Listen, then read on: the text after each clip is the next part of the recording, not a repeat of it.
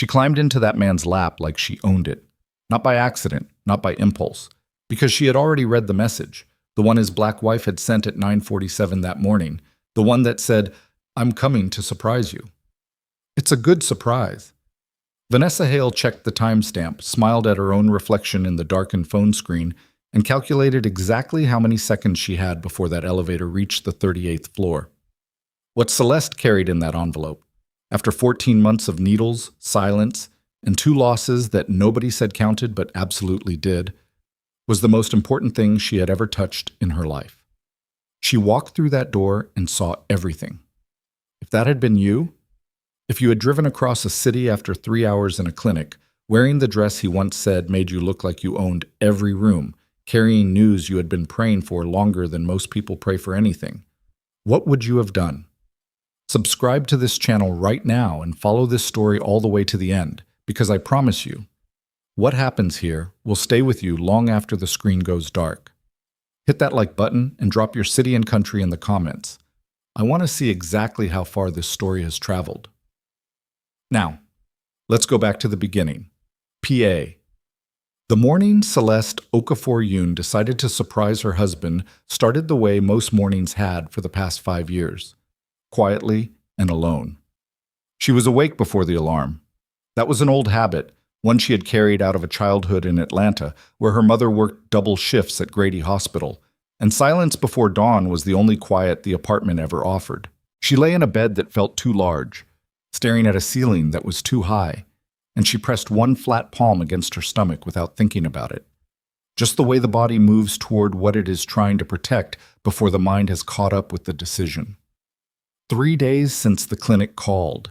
3 days since a nurse on the other end of the phone used the word positive as casually as if she said it 100 times a week, which she probably did. And Celeste had sat down on the bathroom floor, still holding the receiver because her legs stopped working beneath her. She had not told Jin-ho yet. That wasn't fear. People who didn't know Jin-ho Yoon were afraid of him. People who did know him were something closer to terrified. But Celeste had never fit neatly into either category, which was one of the things that had drawn him to her in the first place, and one of the things she had spent 5 years trying to figure out whether it was a strength or a warning she had ignored. She had married him at 28. She knew what he was before she said yes. She had looked at the full picture, the legitimate holdings, the floors of glass and steel, the name that cleared rooms in under 60 seconds, and she had chosen him anyway for reasons that made more sense to her then than they did now, though she was still not sorry. She hadn't told him because she wanted to do it right. After 14 months of fertility treatments, after clinic rooms that smelled like antiseptic and something heavier than disappointment, after 2 losses so early that most people said they didn't count, and those people were wrong. Those people had never sat in a car in a parking garage and understood that something you had already loved was gone. She wanted this moment to mean something solid. She wanted to hand him something he could hold. So she had called the clinic and asked them to print the ultrasound image.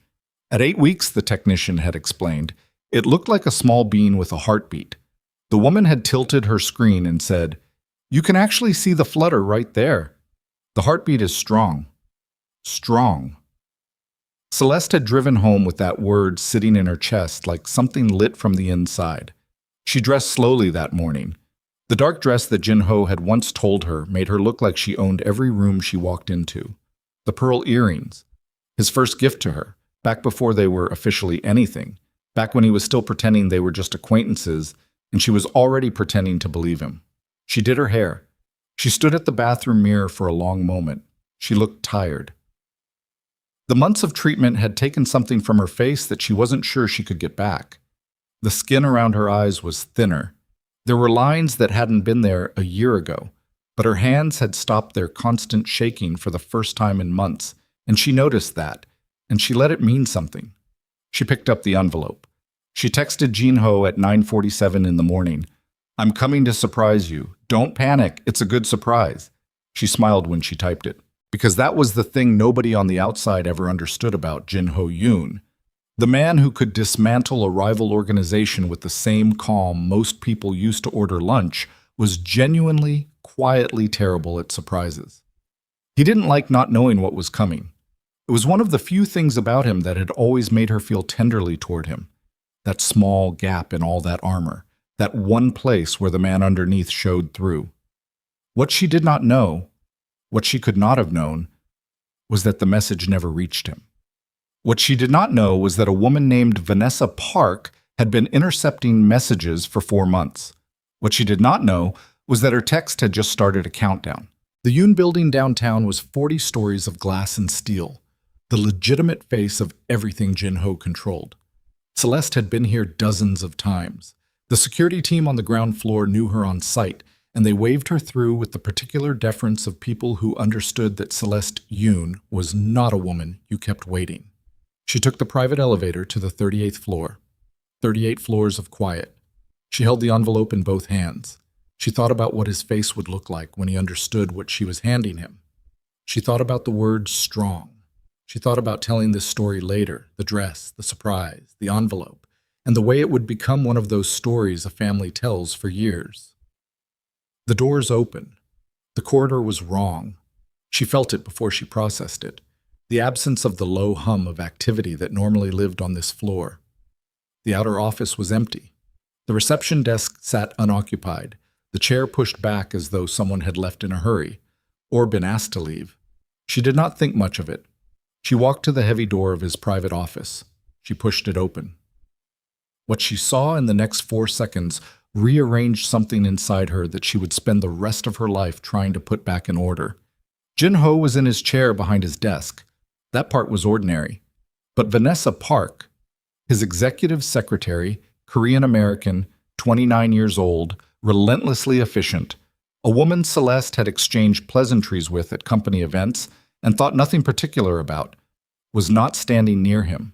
She was not working beside him. She was sitting in his lap, sideways, one arm draped easily across his shoulders, the other extending a glass of whiskey toward his mouth. She was laughing.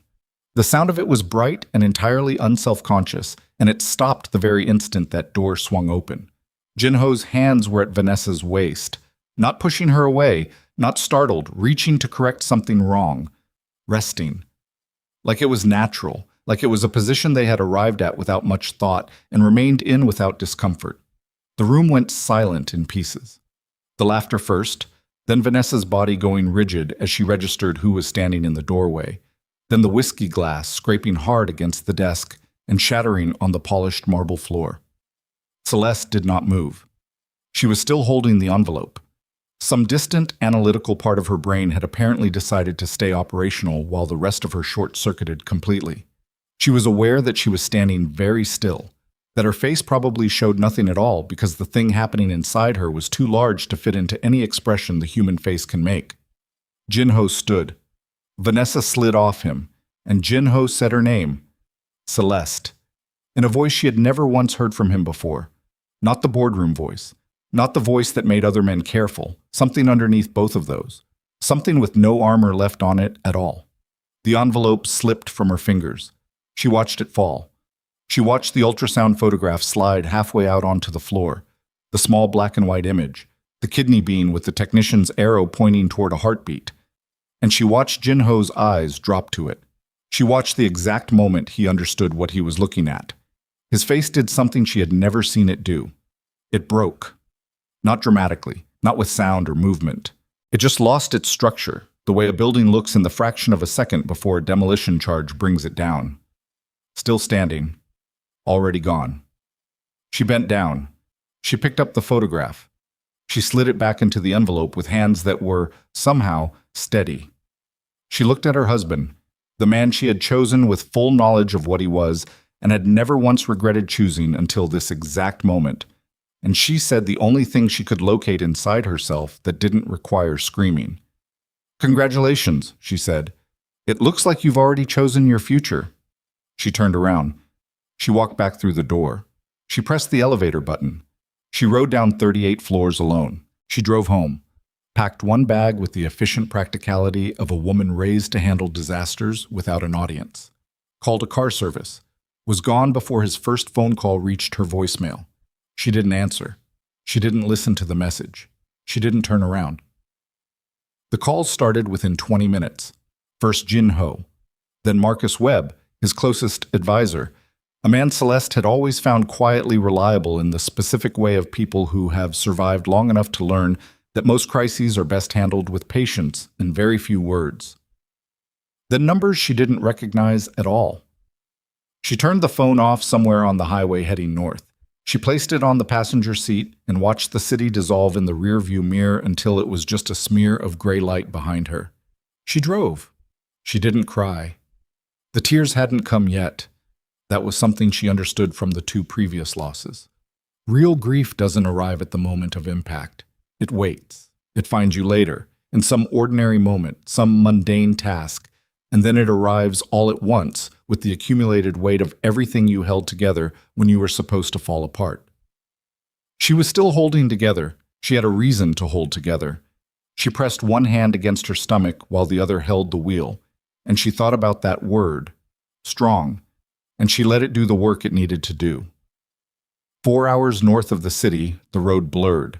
She pulled into a roadside diner and sat with the engine running for a long time before she went inside. She ordered coffee she didn't drink. She ordered pie she didn't eat. She sat in a booth near the window and watched the afternoon become early evening, and she took the ultrasound photograph out of the envelope and set it on the table in front of her. She thought about 14 months, the needles, the waiting rooms with their soft watercolor prints, and their boxes of tissues placed so strategically it almost made her angry. The phone calls received in parking lots and bathroom stalls because she couldn't bear to receive bad news somewhere people would feel compelled to comfort her. She thought about the way Jin-ho had gone completely still and said nothing for a long time after the second loss, and then put both arms around her without words, because he understood that words were useless. She had believed in that moment that they were the same kind of broken.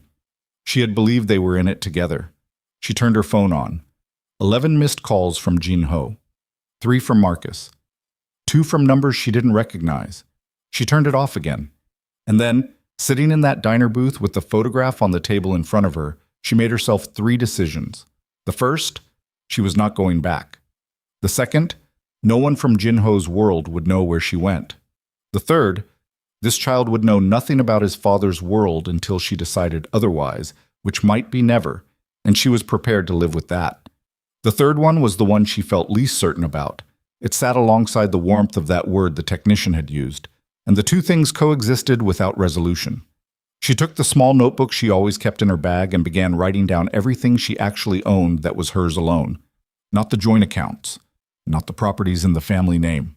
The things that had belonged to Celeste Okafor before she became Celeste Yoon. She had kept a personal savings account under her maiden name throughout the marriage. Not because she had ever planned to use it this way, because she had grown up in a family with no safety net, and she had never been able to entirely let go of the anxiety of having nothing that was purely hers. She was grateful for that anxiety now. The list was shorter than she would have liked, but it was enough.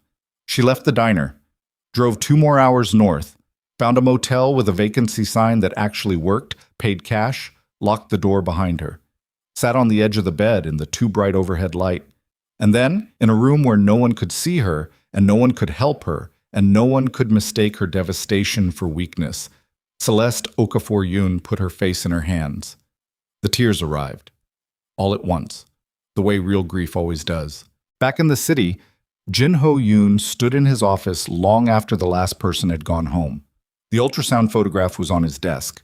He had placed it there carefully, the way you handle something that has already been damaged and cannot afford to be damaged further. He had made 47 phone calls. He had deployed every resource available to him, and those resources were considerable: hotels, car rental companies. The few close friends Celeste kept, each of whom received a call and gave back the same answer. "I don't know where she is." "Jin-ho, what did you do?" Her sister in Atlanta, the clinic where she had been receiving treatment for 14 months. Nothing. His wife had walked out of his life with 1 bag, 1 photograph, and 5 years of accumulated grief. And she had vanished as completely as though she had stepped off the edge of the world. Marcus Webb found him there. 61 years old, gray at the temples, with the bearing of a man who had worked beside Jin-ho's father before he worked beside Jin-ho and had learned in 4 decades that the most useful thing you can do when a dangerous man is at his lowest point is simply stay in the room. Marcus sat down without being asked. He looked at the photograph on the desk. He said nothing. She was pregnant, Jinho said, finally, into the silence. She was coming to tell me. Marcus closed his eyes briefly, a thing he almost never did. Vanessa said she tripped, Jinho said. The corner of the desk, she tripped and, Jinho, Marcus said, I know what it looked like. Do you know what it was? The question sat between them without an answer. Jinho stood and walked to the window. The city was 40 stories below him, indifferent and relentless. He stood with his hands behind his back and he thought about the geometry of it. Vanessa's chair, the desk, the distance between where she sat and where she had ended up. The physics of a trip that would have required her to fall sideways and slightly forward across 6 feet of carpet and land in a position that needed rearrangement once she got there. He had accepted that explanation in the chaos of the moment. He was not accepting it now. He turned from the window and picked up his phone. Get me Reeves, he said. Tonight. Reeves arrived within the hour. Former military intelligence, precise in his speech, a man who understood that careless answers cost more than silence. He confirmed in person what Jinho had already begun to suspect. The security footage from the 38th floor for the 2 hours surrounding Celeste's arrival did not exist. Not corrupted, not misfiled, gone.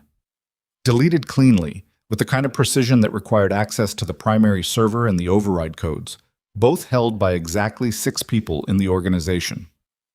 How long would it take someone to learn the system well enough to do this? Jinho said. Reeves considered carefully. Months, he said, at minimum. Jinho nodded slowly. Not a moment of bad judgment, not panic, a campaign. Someone had been planning this for months.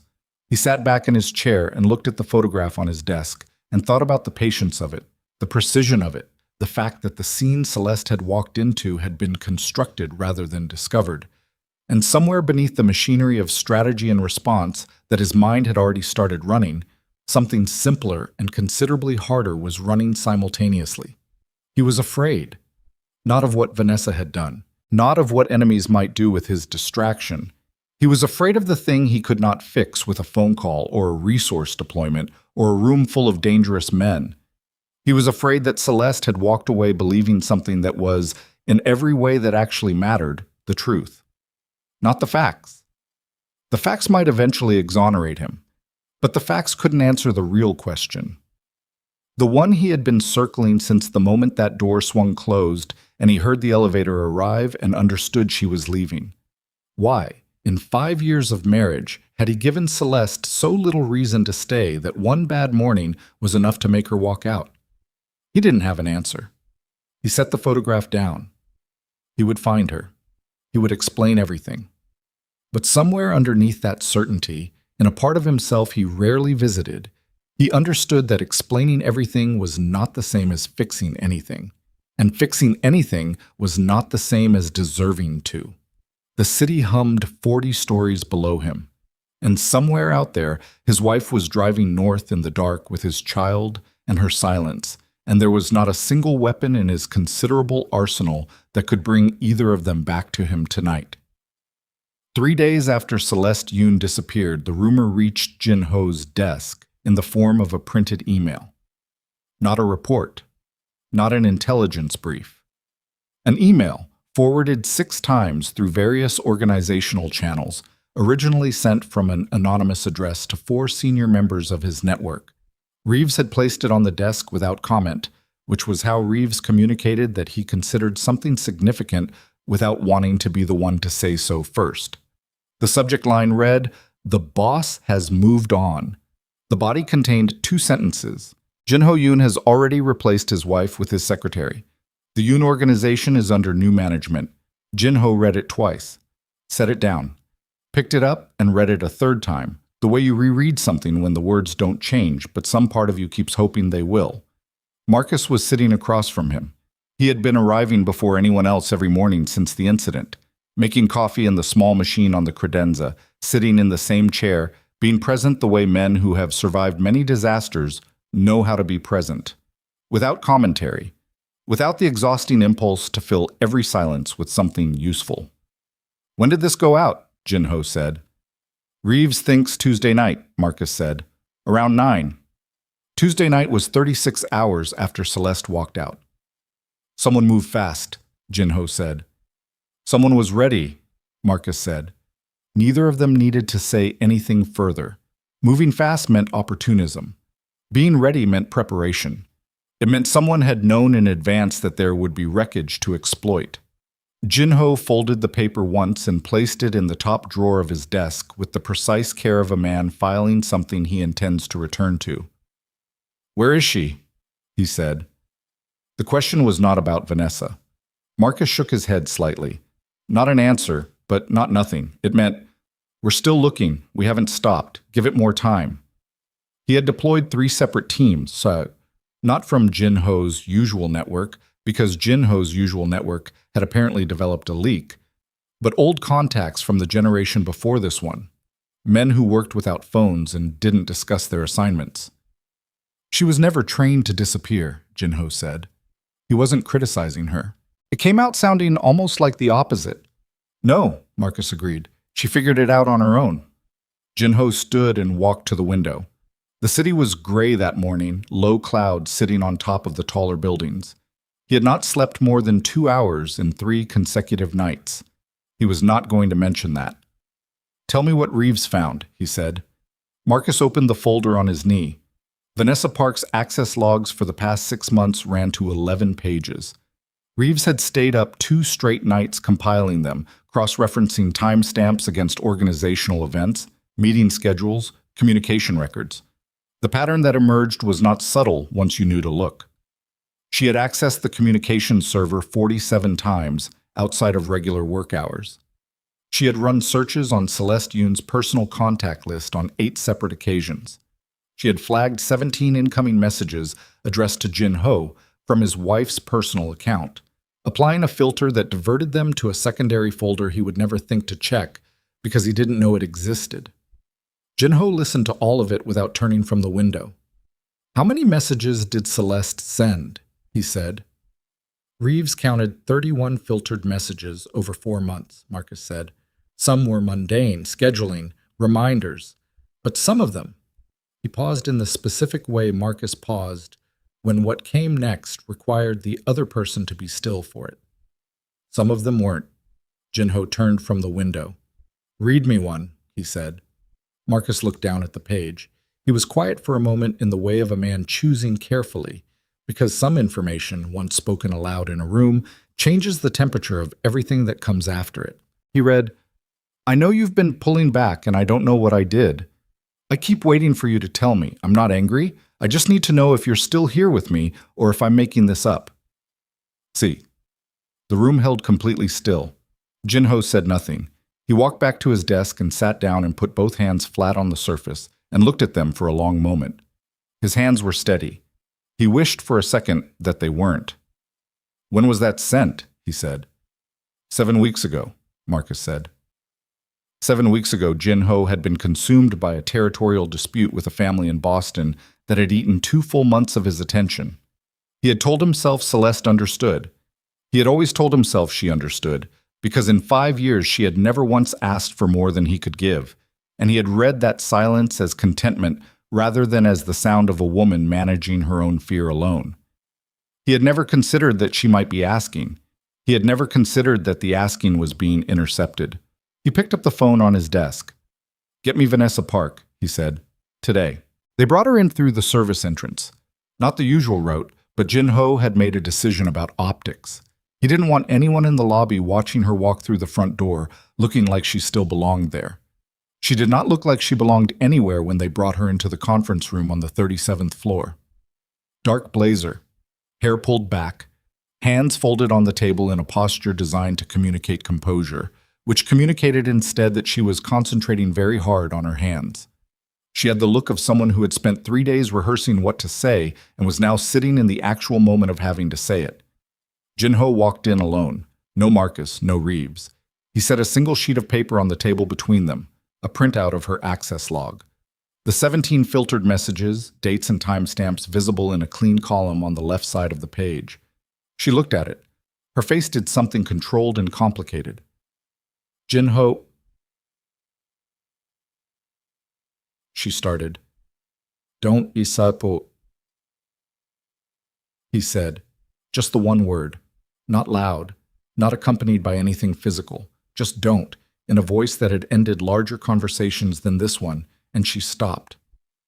I want to ask you one thing, he said, and I want you to understand that the answer you give me in the next 10 seconds is going to determine whether this conversation is the worst thing that has ever happened to you or whether it's merely the most unpleasant. She was very still. Did you know she was coming that morning? He said. Tuesday. Did you know when she would arrive? The silence lasted 4 seconds. 4 seconds is a long time in a room with no other noise in it.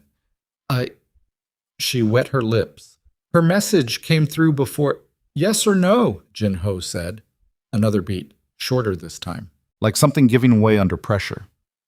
Yes, she said, barely audible. The words sat on the table between them like something dropped from a height. Jin-ho leaned back in his chair. He looked at her the way he looked at a contract when he was finding the clause that would eventually destroy the person who had signed it. Not with anger. With a kind of exhausted precision that was somehow worse than anger because it left no room for the possibility that any of this was accidental. You read her message, he said. You knew when she was arriving. And then you came into my office and sat in my lap and made sure you were still there when the door opened. It wasn't... She stopped, started again. You don't understand what the dynamic was like. The way she pulled you back every time you started moving forward. The way she made everything about the treatments, the losses, the... Don't, he said again. She closed her mouth. You don't get to explain my wife to me, he said, each word flat and even. You don't get to tell me what my marriage was like. You don't get to justify this by deciding you understood something I didn't. She looked at the table. The filtered messages, he said. How long? She didn't answer immediately, and that delay was its own answer. 4 months, she said. What else? A longer pause. Vanessa. His voice dropped slightly, which was more threatening than if it had risen. What else?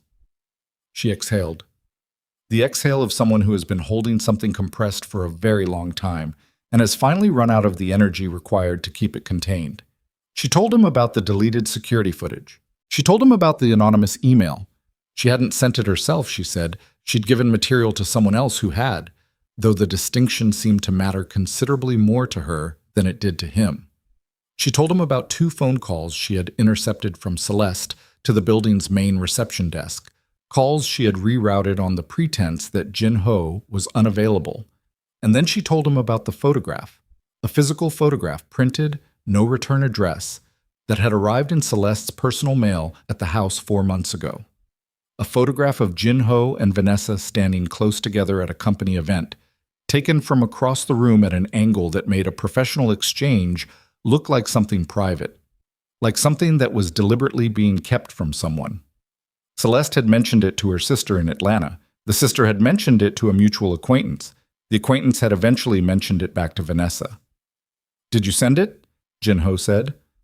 No, she said, but you knew who did. She didn't answer, which was an answer. Jin-ho stood from the table. He picked up the access log. You're going to write down everything, he said. Every action, every date, every person involved in any part of this, all of it. Reeves will sit with you and you will leave nothing out. She nodded, a small, tight motion. And then you're going to understand something. He held the page at his side. Whatever you thought you were building, by taking apart what I had, it's gone. Every version of it. Whatever future you imagined for yourself in this building, in this organization, in any proximity to my life, gone. The only question remaining is what shape the gone takes. He walked to the door. Reeves will be here in 5 minutes, he said, without turning around. He left her sitting at that table with her composure in pieces on the floor around her, and he walked down the hall and around the corner and leaned against the wall in the stairwell and stood there for approximately 40 seconds with his eyes closed, which was the closest he was going to allow himself to anything that looked like falling apart. 40 seconds.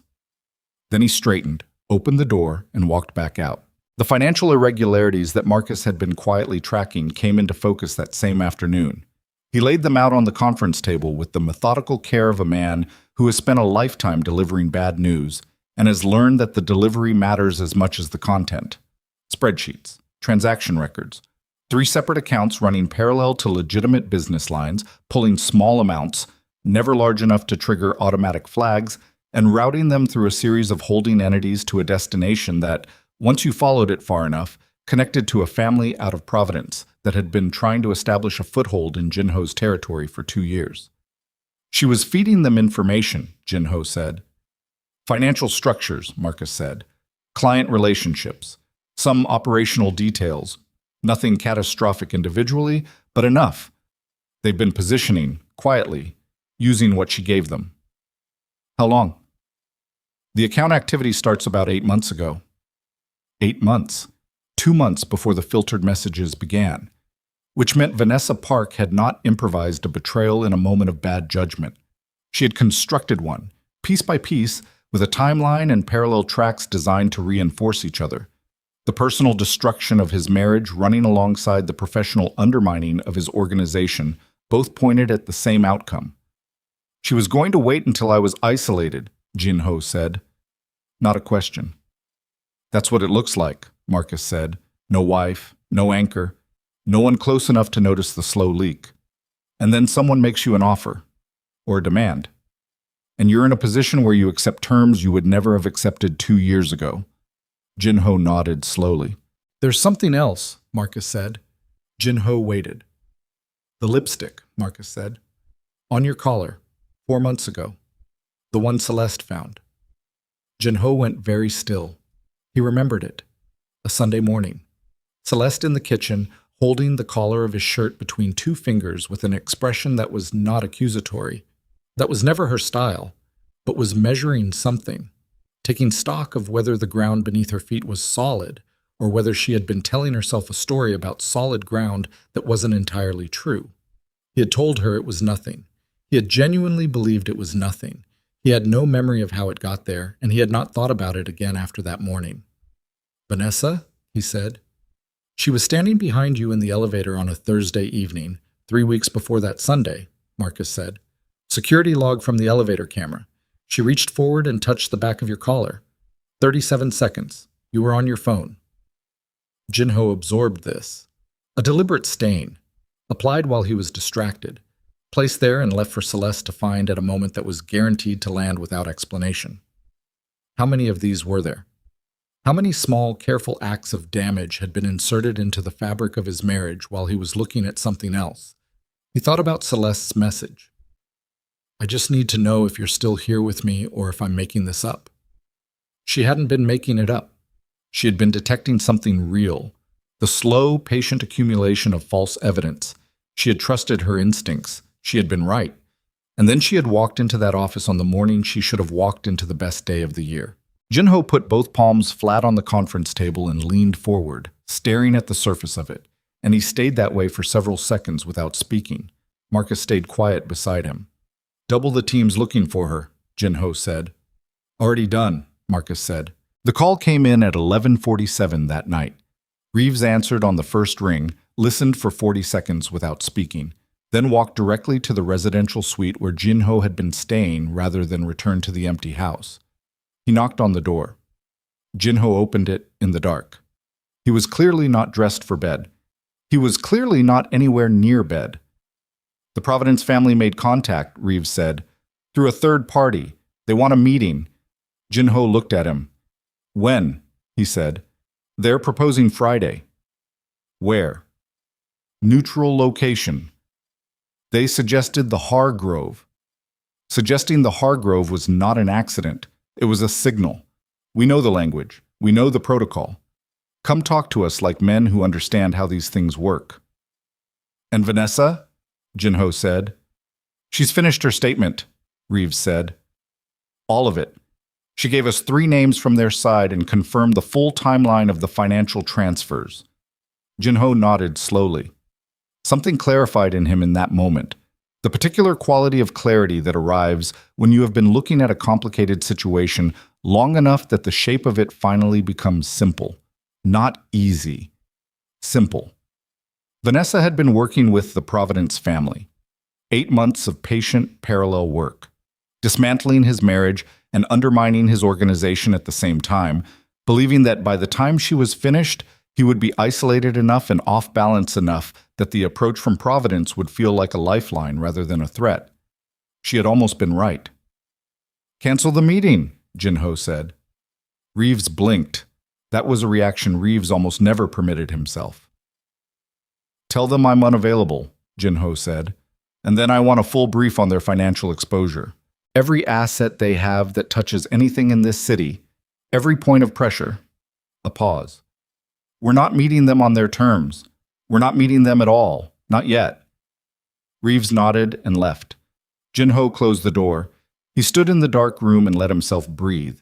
In 20 years, he had never had an enemy operate this close to the interior of his life without his knowledge. Never had a betrayal this patient, this carefully layered. It was not a failure of intelligence. It was a failure of attention. He had always looked outward. At the territory, the rivals, the shifting alliances. He had trusted the interior of his life to hold itself together without his supervision, and he had trusted Celeste to always be there.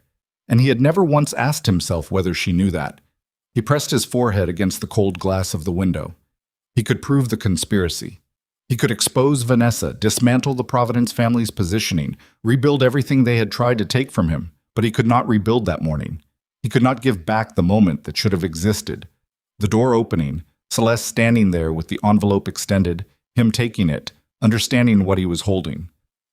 The moment that should have been the best one of the year, replaced by something that could never be entirely unmade, even when every fact was verified and confirmed.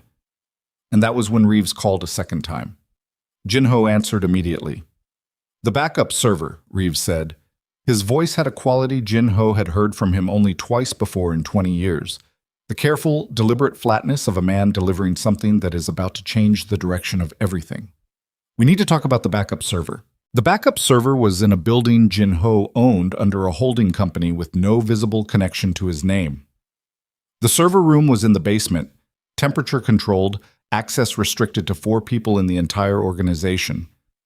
Jinho had built it 7 years ago, not because he anticipated any specific threat, but because he believed that information, like money, should never exist in only one location. Reeves brought him there at 6 the following morning. The lead had come from an unexpected direction, not from the access logs, not from Vanessa's statement, but from a technician named Garza, who had been doing routine maintenance and noticed, almost in passing, that a mirroring protocol established 18 months ago had been quietly redirecting copies of certain file categories to the backup server rather than deleting them at the primary level. Security footage was one of those categories. Jinho stood in the basement and looked at the monitor Garza had set up in the corner. He stood there for 40 minutes. He watched the outer suite footage first. Celeste arriving. The empty reception desk. The moment she paused outside the office door and stood there for 3 full seconds, adjusting the envelope in her hands, squaring her shoulders in the specific way of someone organizing their courage before walking into something important. The gesture was so entirely her that something in his chest shifted in a way he didn't have language for. Then he switched to the anteroom camera, which had a partial angle into the office through the doorway. He watched Vanessa enter his office 12 minutes before Celeste arrived. He watched her move around the desk. He watched her check the time on her phone. He watched her position herself, and then, with a single glance toward the door, slide herself sideways onto his lap in one smooth, unhurried motion. The motion of someone executing something they have rehearsed and are executing correctly. He was on the phone in the footage, his back partially to the camera. He could see himself reach for her waist, not reaching for her, stabilizing. The instinctive grab of a man whose balance has been disrupted from behind without warning, the same way your hand shoots out when something knocks you sideways. He watched the door open. He watched Celeste's face for the half second before she controlled it. He made himself watch every second. All of it. Because looking away from damage doesn't make the damage not exist. When it was over, he straightened and stood with his back to the monitor. "Multiple copies," he said. "Off-site storage, separate locations, not connected to any of our existing systems." "Already on it," Reeves said. "Timestamp authentication. Forensic verification. It needs to hold up. Garza can run it. It'll hold. Jin-ho nodded once. He turned around and looked at the frozen frame on the monitor. Celeste in the doorway, the envelope half open on the floor, everything in the image balanced on the precise edge of the moment it shattered. And then he said to Garza, "Pull the anteroom footage for the past 8 months. I want to know every time she came into that office when she had no reason to be there." He walked back upstairs. In the car, Marcus was already waiting. He got in and looked at Jin-ho once and understood from that single look everything he needed to understand about what was on that server. "It's all there," Jin-ho said. Marcus said nothing. She planned it down to the second. She checked her phone. She knew exactly when Celeste was going to walk through that door. The car moved through morning traffic. "There's going to be a meeting," Jin-ho said. "Within the week, every senior member of the network. And I want Vanessa Park in that room." Marcus turned his head slightly. "Present," Jin-ho confirmed. "I want her to answer for it in front of every person who heard the rumor she helped start." "And Providence?" "They'll be represented," Jin-ho said, "whether they know they're invited or not." Marcus nodded. He reached into his jacket and produced a single folded page. He held it out without speaking. Jin-ho took it, unfolded it, read it. A medical record summary. It confirmed that Celeste had been 8 weeks pregnant when she arrived at the office. That part he already knew. What he had not known was the line near the top of the page, that she had been to the clinic the morning before. Not a routine appointment, an emergency visit, early warning signs. She had been monitored for 3 hours. The doctor had told her everything looked stable, that the heartbeat remained strong, but that she should rest and avoid stress. She had left the clinic with that. She had driven home. She had put on the dark dress and the pearl earrings and picked up the envelope. She had done all of that. 3 hours in a clinic scared of losing a third pregnancy. To come tell him he was going to be a father. "She was coming to me after a scare," Jin-ho said. "Yes," Marcus said. "She was coming to me because when something frightening turns out to be okay, you go to the person. You need to see the person." "Yes," Marcus said. Jin-ho folded the paper and put it in his shirt pocket against his chest, alongside the ultrasound photograph he had been carrying there for 10 days. He looked out the window. The city moved past.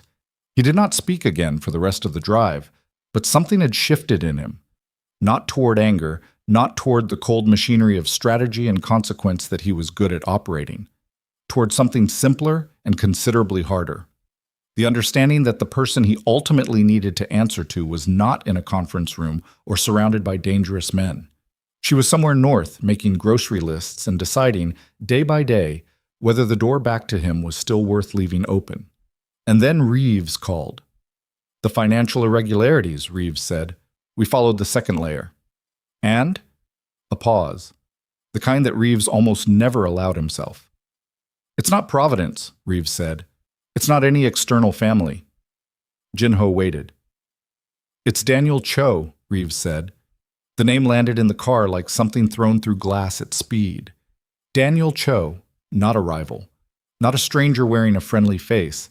His cousin, actual blood. His mother's sister's son, 4 years younger. A man who had grown up in the same house during the years after Jin-ho's father died, and there was nowhere else for either of them to go. Who had sat across from Jin-ho at family dinners for a decade. Who had been brought into the organization by Jin-ho himself 20 years ago, as one of the very first decisions Jin-ho made when he took control, because he had believed there was no one he trusted more. Who had been at every holiday.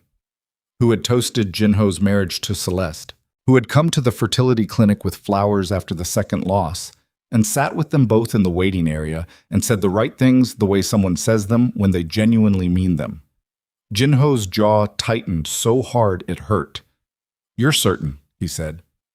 "The account structure leads back to a holding entity registered to a name Cho used in his 20s, Reeves said. The entity was dissolved 15 years ago, but the banking relationship was never fully closed. Someone went back to it. Someone who knew it existed. Only 2 people in the world knew that entity existed. Jin-ho had created it. Daniel had managed it. "Where is he right now?" Jin-ho said. "He's been in the building all week," Reeves said carefully. "He's on the guest list for the meeting." Jinho stared at the passing street outside the window without seeing it. His cousin. His cousin had built the financial trap while Vanessa built the personal one, had timed them to land simultaneously, had understood that the two attacks needed to run in parallel to be effective. One destroying the man, one destroying the organization, both arriving from directions that would be examined separately because no one would think to connect them. No one except someone who had been inside both for 30 years. "Don't touch him," Jinho said. "Understood," Reeves said. "Don't change anything." He attends the meeting. He sits in his usual chair. He behaves the way he always behaves. Jinho's voice was steady in the specific way of a man who has moved past anger into something colder and more permanent. "And I want a full accounting of every conversation he has had with Vanessa Park in the past 12 months on my desk before 7 a.m. The call ended. The car moved through traffic. Marcus was looking straight ahead through the windshield. Neither of them said anything, because there was nothing to say that the silence wasn't already saying better. 30 years, family dinners, the right words in a hospital waiting room. Flowers. A man who had sat beside Jinho at the lowest point of his marriage and performed grief and solidarity so convincingly that Jinho had never once thought to look beneath the performance. Beneath it had been this: an 8-month campaign, a financial trap embedded inside the legitimate structures Jinho had spent 2 decades building, a calculated partnership with a woman who was simultaneously tearing his marriage apart from the inside, both of them working in parallel, both pointed at the same outcome. And Daniel had been in the building all week, sitting in his usual chair, nodding across tables, asking after Jinho's health in the hallway with an expression of genuine concern, watching the wreckage he had helped engineer and showing nothing, feeling nothing that his face was willing to admit to. Jinho pressed the back of his hand against his mouth for a moment. Then he lowered it. "Get me home," he said. The car moved. Outside, the city went on being the city, indifferent and relentless and entirely uninterested in the fact that Jin Ho-yoon had just discovered that the deepest betrayal of his life had not come from a rival, had not come from an external enemy, had not come from any of the dangerous places he had spent 20 years learning to watch. It had come from the chair 3 seats to his left at every table that had ever mattered. And the man sitting in that chair was already on the guest list for the meeting, already inside the building, already waiting. And somewhere in that building, right now, in an office on the 32nd floor with his name on the door and Jin Ho's trust embedded in every wall around him, Daniel Cho was sitting at his desk doing whatever Daniel Cho did on ordinary mornings, answering emails perhaps, or reviewing numbers, or looking out the window at the same gray city with the particular calm of a man who has not yet been told that the game has changed. That was the worst part of it, not the betrayal itself.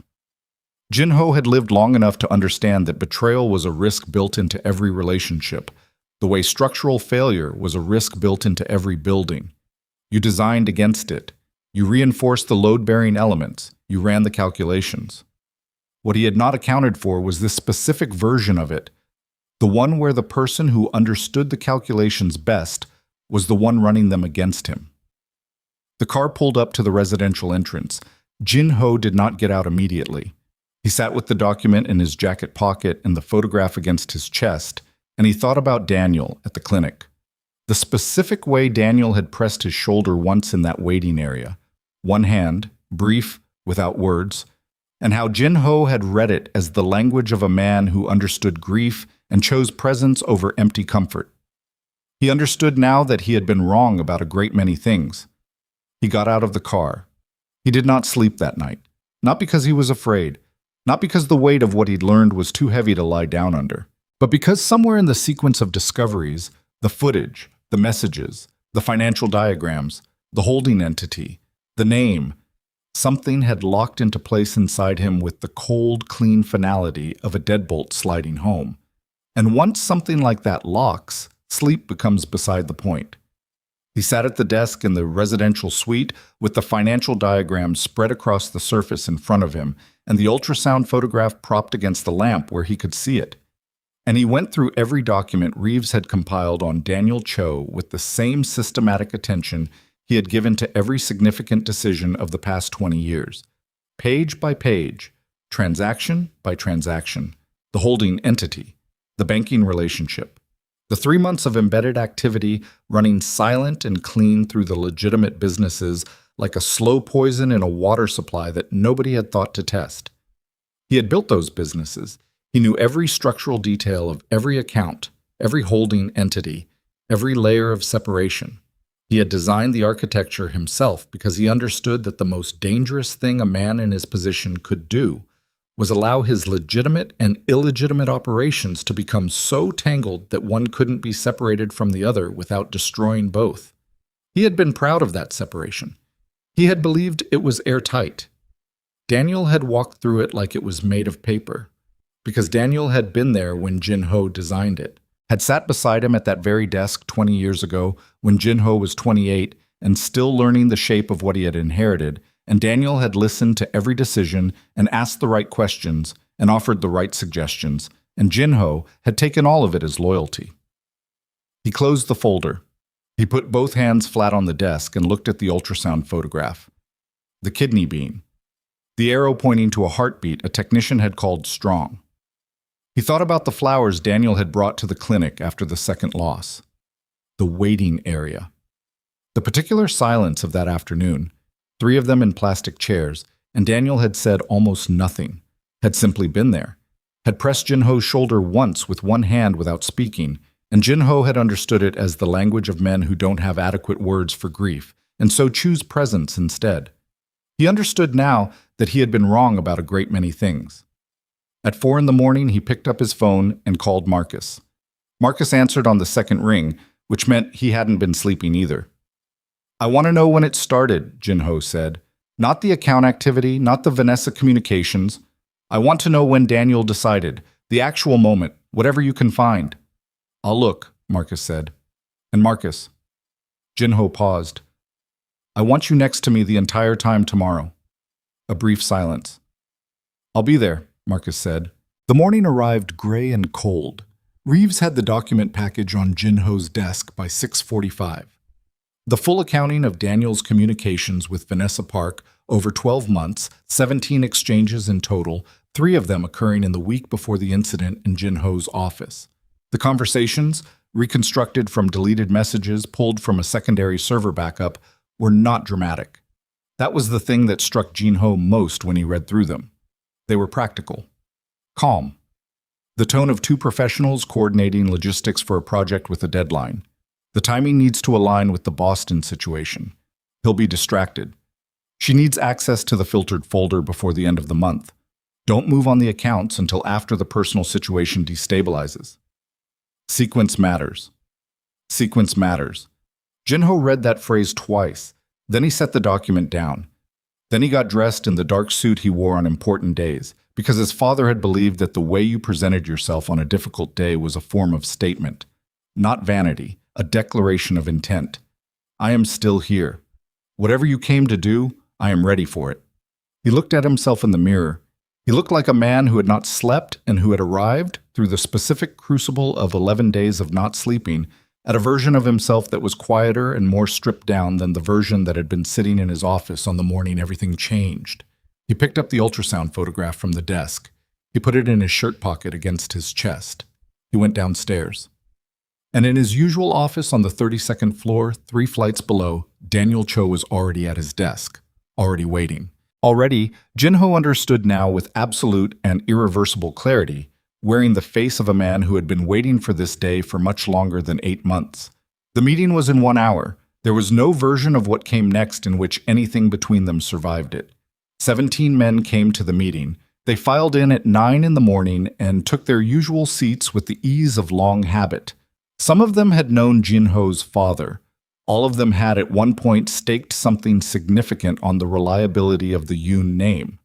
They ranged in age from 32 to 71, and they carried into that room the particular tension of men who have heard one version of events and are waiting to hear another and are very carefully not showing which one they have provisionally decided to believe. Daniel Cho sat 3 chairs to Jin-ho's left, where he always sat, in the chair he had occupied at every gathering of this kind for 15 years.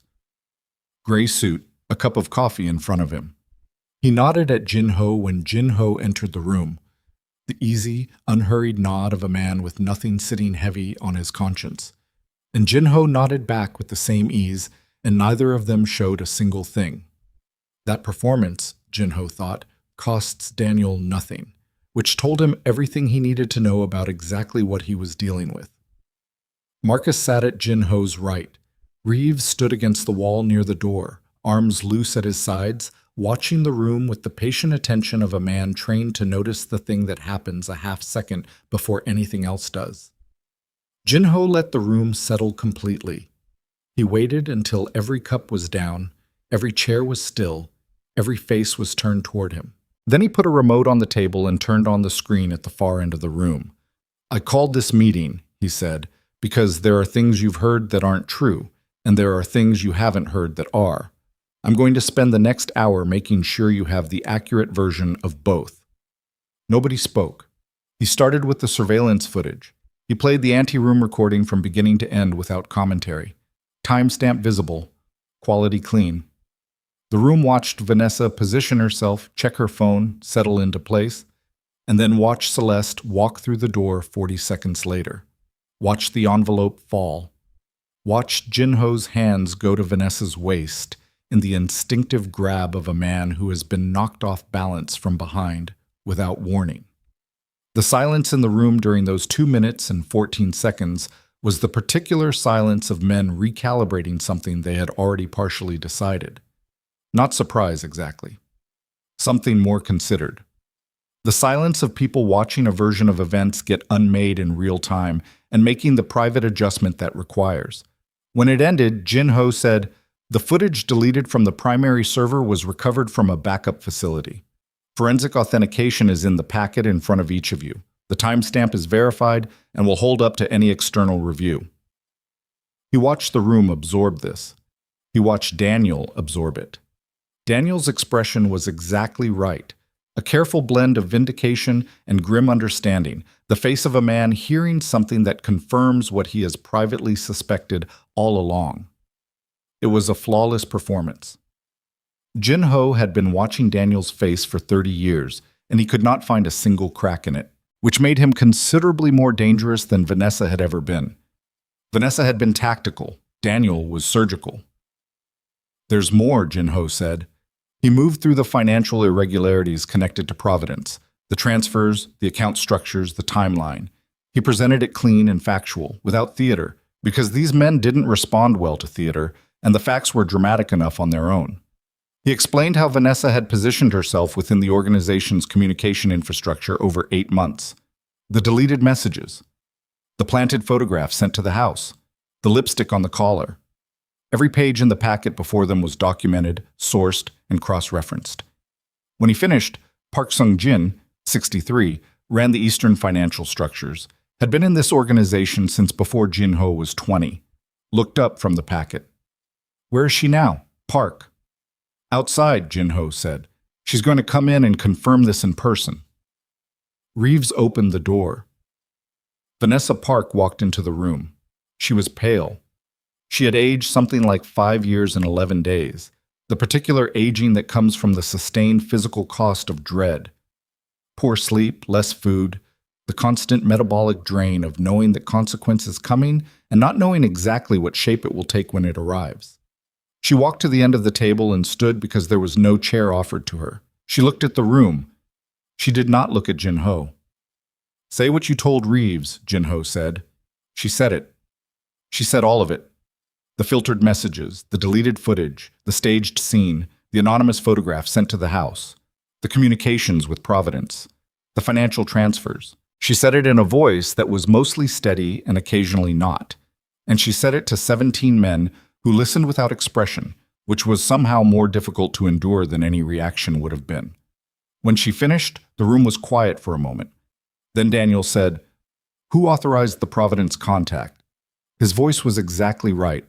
Concerned, operationally focused, the voice of a man who is working the problem rather than being part of it. Jinho looked at him across the table. "She did it independently," Jinho said. "At first." Daniel nodded slowly, thoughtful, still performing. "At first," Park Sung-jin repeated, catching the weight of those 2 words. There's a second layer, Jinho said. He picked up the remote again, which is why I asked you all to stay for the full hour. He switched the screen to the financial diagram Marcus had built, the transaction map, the holding entity, the 3 months of embedded activity in the legitimate business structures. He let them look at it for a full 30 seconds before he spoke. Someone used the Providence approach as cover, he said. While we were identifying their footprint, a separate actor was running a parallel operation, positioning funds through our legitimate holdings to create the appearance of financial crime that would trigger a federal review. He let that land. He watched it move through the room, watched 17 men understand simultaneously what federal-level exposure meant. Not for Jinho specifically, but for every person sitting at that table, because federal investigations do not stay contained to their original target. They spread. They follow money through every door it has ever touched. The temperature in the room dropped several degrees. The holding entity used in the transfer structure, Jinho said, was registered under a name from 20 years ago, a name that most of you wouldn't recognize. He paused. He looked at the diagram on the screen. He did not look at Daniel yet. But the entity wasn't publicly dissolved. The banking relationship remained open, and only 2 people in the world knew that. He let the silence hold for exactly 3 seconds. Then he looked at Daniel. Daniel looked back at him. For one fraction of a second, the briefest possible aperture in 30 years of a composed face, something moved behind Daniel's eyes. Not fear in any ordinary sense, something closer to the expression of a chess player watching his opponent reach for the piece he was hoping wouldn't move. Still calculating, still somewhere inside the game, already adjusting to what came next. Then it was gone. Jinho, Daniel said. Level. Genuinely level, not performed level, which was the more frightening kind because it meant the performance had become the man. What are you saying? I think you know what I'm saying, Jinho said. I want to hear you say it. All right, Jinho put both hands flat on the table. I'm saying that the financial structure used to build a federal case against this organization traces back to an entity you managed. I'm saying the timeline connects to 17 documented exchanges between you and Vanessa Park over the past year, including 3 in the week before the incident with my wife. He held Daniel's gaze without releasing it. And I'm saying that the sophistication of this operation, the patience of it, the parallel tracks, the way the personal and financial attacks were timed to land simultaneously, required someone who understood both the architecture of this organization and the architecture of my life, intimately, over decades. Daniel set his coffee cup down with a sound that was too controlled to be casual. That's a serious accusation, he said. It's a serious crime, Jinho said. You have documentation, Daniel said. Not a question, an assessment. The voice of a man measuring the size of what he is now facing. Pages 14 through 22, Jinho said. Around the table, 17 men turned to pages 14 through 22. Daniel did not open his packet. He sat with his hands flat on the table and looked at Jinho, and the room held its breath around both of them. And in that moment, Jinho understood something about his cousin he had never fully understood before. That Daniel had always been comfortable inside these moments. That the quality that had always read as steadiness was something colder and more fundamental. An ability to exist inside catastrophe without the physical betrayals that gave most people away. Without the racing pulse visible at the throat. Without the dry swallow. Without the involuntary tightening of the jaw.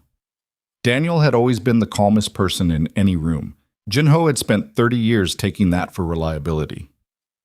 I want to speak to you privately, Daniel said. No, Jinho said. Something shifted in Daniel's expression, the first real visible shift of the entire morning. Jinho? No, Jinho said again. Whatever you have to say, you say it here. These men have a right to hear it. Everything that's been done has been done to them as much as to me. Daniel looked at the table. He looked at the 17 faces around it.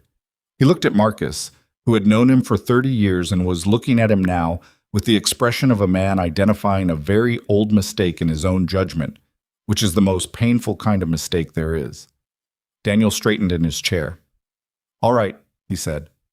And then he told them, not everything, not with the thoroughness of full confession, but enough. He confirmed the holding entity. He confirmed the Vanessa communications. And here he said something that reframed the entire architecture of the betrayal in a single sentence. He had approached her, not the other way around. That detail landed in the room like a second demolition charge going off underneath the first. Vanessa received it with an expression that looked, for the first time in this entire ordeal, like genuine shock. The woman who had spent 8 months believing she was the architect of something found out in front of 17 witnesses that she had been a tool selected from a shelf. Daniel confirmed the intention. Not to destroy, he said, to redirect. To create leverage sufficient to force a change of direction in an organization he believed was calcifying. Redirect me, Jinho said. You've been holding this organization in place for 15 years. Something heated entered Daniel's voice. Not quite anger, but something that had been pressurized for a long time and had finally found an opening wide enough to move through. The same territory, the same risk structures, the same exposure profile. The world moved around us and you kept operating like it was still your father's decade. I watched it for 15 years. I told you directly. You didn't listen. So you decided to force my hand, Jinho said. I decided to create conditions, Daniel said, by destroying my marriage. That wasn't... He stopped. Say it, Jinho said. Very quiet. The room was utterly still. Vanessa's approach to your wife wasn't part of the original plan, Daniel said. His jaw was tight. She escalated beyond what you intended, Jinho said. But you gave her the architecture. You gave her access to this organization's communication systems. You pointed her at my life and you told yourself whatever story you needed to tell yourself so that what happened to Celeste could be called something other than what it was. Daniel's jaw tightened further. Celeste was pregnant, Jinho said. The words hit the room differently than anything else said that morning, because they were not organizational. They were not about territory or federal exposure or leverage. They were about something that existed entirely outside the language these men normally used in rooms like this one, and the sudden intrusion of that something made the air feel different in a way that nobody in the room could have precisely articulated. Daniel went very still. She had been in a clinic the morning before she came to that office, Jinho said. His voice was controlled in the way of a man spending a significant portion of himself on maintaining that control and knowing exactly what it is costing him. She went because she was scared of losing the pregnancy for a third time. She sat there for 3 hours. The doctor told her the heartbeat was strong and to avoid stress and to rest. She left the clinic. He leaned forward slightly. And then she got in her car and she drove across the city to tell me I was going to be a father. She was coming to me because that is what you do when something terrifying turns out to be okay. You go to the person. Daniel said nothing. Was that in your plan, Daniel? Jinho said. Was the woman carrying my child walking into that room part of the redirect? 4 seconds of silence. No, Daniel said. Very quiet. Does it matter? Jinho said. The question sat in the room. Daniel looked at him, and for the first time in 30 years of Jinho's experience of him, Daniel Cho looked like a man who did not know with certainty what to do with himself. The composure did not break, but it lost its foundation. It became the composure of someone holding a position they are no longer entirely sure deserves to be held. It matters to me, Daniel said. Then carry it, Jinho said. He stood. He looked at the room one last time. Everything in those packets goes to legal counsel by end of business today, he said. The Providence matter is being handled separately. The federal exposure is being addressed through a process I'm not going to detail in this room, but which will be resolved. A pause. I'm telling you this because you have a right to know the full scope of what was operated against this organization and by whom. He looked at Daniel one final time, one last time across 30 years of everything between them. Get him out, he said to Reeves. He walked out of the room before Daniel was on his feet. The corridor outside was empty. Jinho walked to the end of it and stood at the window there, a narrow window that looked north, toward the part of the city that eventually dissolved into highway and then into open country. He stood with one hand on the frame and looked at the gray November sky and let himself feel, for approximately 90 seconds, the full weight of what had just happened. 30 years. He had handed Daniel a place at every table, access to every structural detail of the organization, proximity to his life, to Celeste, to the losses and the family dinners, and the carefully accumulated intimacy of 3 decades of believing they were the same kind of men pointed in the same direction. And Daniel had used all of it, not in a moment of rage, not in desperation, with patience and planning and the cold forensic attention of someone who had looked at the relationship and identified exactly which load-bearing elements could be removed to make the structure fall. Marcus appeared at his shoulder. He didn't say anything. He stood beside Jinho at the window and looked at the same sky. "How long have you suspected him?" Jinho said. 3 weeks, Marcus said. "I wasn't certain until Reeves confirmed the account." "You didn't tell me." "No." Jinho looked at him. "I needed to be sure," Marcus said, without apology. "And I needed you to be in a condition to hear it correctly. The first week, you weren't." Jinho turned back to the window. He could not argue with that. "I'm driving north," he said. Marcus looked at him. "Today," Jinho said. "After this is settled. I'm going myself. No detail." "Jinho, I have the footage. I have the documentation. I have everything she needs to understand what actually happened." He picked up his jacket from the back of the chair. "But I'm not sending it through lawyers. I'm not sending Marcus. I'm getting in a car, and I'm going because if she's going to decide anything about what comes next, she deserves to decide it with me standing in front of her, not a document." Marcus looked at him for a long moment with the expression of a man who has known Jin Ho-yoon long enough to recognize when an argument is not available. "All right," Marcus said. "Handle what needs handling here. I'll be back by tomorrow." "And if she doesn't want to see you?" Marcus said. Not unkindly, as a genuine question from someone who understood that the answer mattered enormously. Jinho put on his jacket. "Then she tells me that herself," he said, "and I come home." He walked toward the elevator. He pressed the button.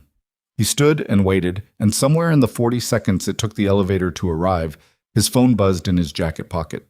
He looked at the screen. Reeves. A text, not a call. 4 words that made his hand tighten on the phone until his knuckles changed color. Daniel didn't go quietly. The elevator arrived. Jinho stepped in. He called Reeves before the doors had fully closed. "Talk," he said. "He left the building through the service entrance," Reeves said, and his voice had the quality it only had when the situation had moved past bad into something that required a completely different category of response. "We have him on camera heading east on foot. He went to a private office 2 blocks over, corporate registration, no visible connection to the organization. We didn't know about it." "We didn't know about it," Jinho repeated. "No, he's been maintaining it separately for at least 18 months based on the lease records. There's a prepaid phone inside. He made 4 calls in a 20-minute window before we got there." The elevator reached the ground floor. Jinho walked through the lobby without stopping. "Who?" he said. First call was to Providence's Eastern Operations contact. 90 seconds. Jinho pushed through the front door into the cold. Second call was to a law firm in Washington, Reeves said. Federal practice. They handle cooperation agreements. Jinho stopped walking. He stood on the sidewalk in the cold November air, and the city moved around him, and he was completely still. Third call we're still working on, Reeves said. The fourth? A pause. The kind Reeves used when what came next needed the other person to be prepared for it. The fourth call was to a journalist. Investigative. She has been working a piece for approximately 8 months on the intersection of organized crime and legitimate real estate holdings in this city. Her editor is at a mid-size outlet, but she has been shopping the piece to 3 major publications. 8 months, the same timeline as everything else. He's been feeding her, Jinho said. That's what the timeline suggests, Reeves said. The call today was likely a signal. Story is ready. The moment has come. Go. Jinho started walking again, toward the car, toward the driver waiting at the curb. Can we stop it? He said. The publication? No. The timing? Possibly. If the legal team can establish that the information was obtained through criminal means and move for an injunction before the story goes to print. How long do we have? If they're planning the morning edition, 14 hours. Less if they put it online first. Jinho got in the car. He sat with the phone against his ear and his free hand pressed flat against his knee, and he looked at the street in front of him. Daniel had walked out of that meeting room, after confirming in front of 17 witnesses exactly what he had done, and within 40 minutes had triggered 4 separate contingencies from a location nobody had known existed, using a phone nobody had found, before disappearing into a transit system that would take him somewhere he had already prepared. Patient, methodical, deliberate, even at the end, still surgical. "Give me Marcus," Jin-Ho said. The call transferred. Marcus answered in 2 rings. "I know," Marcus said. Before Jin-Ho could speak, "The journalist—" "We're moving for the injunction," Marcus said. "It's not guaranteed. The firm says the information was obtained through documented criminal means, which is in our favor. But if she has independent sourcing that doesn't run through Daniel, we cannot challenge her material, only his contribution." "So it publishes," Jin-Ho said. "It may publish," Marcus said. "Jin-Ho, come back." Outside the car window, the city was doing what cities do, moving, indifferent, relentless, entirely uninterested in the specific weight of any one individual's week. "Where are you?" Marcus said. "In the car," Jin-Ho said. "Come back to the building. We need you here for the legal framework, for the 17 men from this morning who are going to need to hear from you before they read a newspaper, for the—" "Marcus," Jin-Ho said. A pause. "I'm going north," Jin-Ho said. The silence on the line lasted 4 full seconds. "Jin-Ho!" Marcus's voice carried the weight it carried when he had something to say that required the other person to be completely honest with themselves. "There is a story about to be published with your name on the front page, and a federal review that starts the moment it goes live, and a cooperation agreement that Daniel is structuring right now in a law office in Washington. These things require you here tonight." "You have the legal team," Jin-Ho said. "You have the documentation. You have everything needed to manage what's happening in that city. What you cannot do, what none of you can do, is what I am driving 4 hours to do. Those are 2 different problems. You handle yours." Another silence. "All right," Marcus said, quietly. "Call me when you have the injunction status." "And if we don't get it," Marcus said. Jin-Ho looked at the road ahead of him. "Then we deal with what comes after," he said. "Same as always." He ended the call. He put the phone face down on the seat. He told the driver to head north, and then he sat back and looked at his own hands and thought about a woman in a coastal town who had spent the past 11 days building something real and careful out of the ruins of a morning he had failed to protect. And he thought about a story that would carry his name in the morning edition. And he thought about 17 men who had just watched 30 years get dismantled in a conference room. And he thought about Daniel in a law office in Washington preparing to give the federal government everything he had accumulated in 3 decades at Jin-Ho's side. And underneath all of that, underneath the strategy and the legal exposure and the organizational machinery grinding into its crisis mode, was the one thing that none of it touched.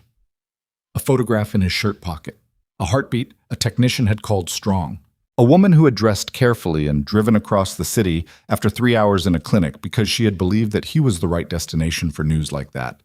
He was going to find out whether she still believed it. The city dissolved behind him. The highway opened up ahead. The town appeared in the windshield at 3:47 in the afternoon, low buildings against a gray sky. The waterfront visible between rooftops, the smell of salt water reaching him through the car vent before he even cracked the window. Jin-Ho had driven the last hour without music, without calls, without the radio filling the silence. He had let it be quiet. The quiet had been harder than he expected. He parked on the street outside the clinic and sat for a moment with both hands still on the wheel, the engine running. Reeves had sent a text somewhere around the 2nd hour of driving. 1 appointment remaining on the afternoon schedule, flagged with a single asterisk. It was now nearly 4. She might still be inside. He turned off the engine. He got out. He was halfway across the parking lot when the clinic door opened. She came out wearing a coat he hadn't seen before, soft fabric, a lighter color than she normally wore, something she had bought here in this town with her own money and her own name. She moved with the careful, deliberate pace of someone managing physical discomfort, one hand resting lightly at her side. She stopped at the top of the clinic steps and looked out at the parking lot with the unfocused gaze of someone deciding which direction to go next. She hadn't seen him yet. He had 4 seconds before she turned away. "Celeste," he said. She turned. The 4 weeks showed on her face the way time always shows when someone has been doing something genuinely hard. She was thinner. The thinness had a different quality than the thinness the fertility treatments had produced. This was leaner, more deliberate. The face of someone who had been moving forward continuously and had not had the luxury of stopping to rest. But her color was better than he had expected. And her eyes, when they found him across the parking lot and the initial shock moved through them like a current moving through water, were completely clear. She looked at him for a long moment without speaking. He did not move toward her. "How did you find me?" she said. "Postmark on a prescription record," he said. "I'm sorry." "For finding me or for everything," he said. "But specifically right now for finding you in a parking lot. I know this isn't—" He stopped. "There isn't a good way to do this." She was still looking at him with that measuring expression, the one he recognized from the kitchen with the lipstick, from every moment in 5 years when she had been deciding how much of the ground beneath her feet to trust. "You look terrible," she said. "I've had a hard month," he said. Something moved at the corner of her mouth, not quite a smile, something adjacent to one, reluctant and involuntary, and entirely hers. "Come up," she said. Not warmly, not as an invitation with softness in it. As a practical decision made by a woman who was not going to stand in a parking lot in November wind for a conversation that was clearly going to take longer than a parking lot could hold. He followed her up 2 flights of stairs without speaking. The apartment was small and organized with the particular care of someone who has taken a limited space and made it mean something on purpose. The window over the kitchen table let in the salt air. There were 2 plants on the sill that were alive and visibly thriving, which surprised him. Every plant Celeste had kept in their Manhattan apartment had died within 90 days. "Different light here," she said, noticing him look at them. "They look good," he said. "Sit down." He sat at the kitchen table. She moved around the small kitchen with the ease of someone who had learned the space. She had rebuilt a life here. Not a temporary one, a real one, with muscle memory and routines. She put a kettle on. "Tell me what's happening," she said from the stove. Not an invitation for excuses. A demand for facts. He told her. The footage on the backup server. Vanessa's statement. Daniel's name on the financial diagrams. The holding entity from 20 years ago. The cooperation agreement being assembled right now in a law office in Washington. The journalist. The 14 hours. She listened while the water boiled. She poured the tea and brought 2 cups to the table and sat across from him and continued listening. When he finished, she was quiet for a moment. Then his phone started buzzing on the table between them. Reeves. He glanced at the screen. He turned it face down. It buzzed again 30 seconds later. He turned it face down again. The 3rd time it buzzed, Celeste looked at it and then looked at him. "Answer it," she said. "Celeste, answer the phone, Jin-ho." Her voice was quiet, but there was something in it that was not a request. "I'm not going anywhere. Answer it." He picked it up. Marcus's voice came through before he had finished raising it to his ear.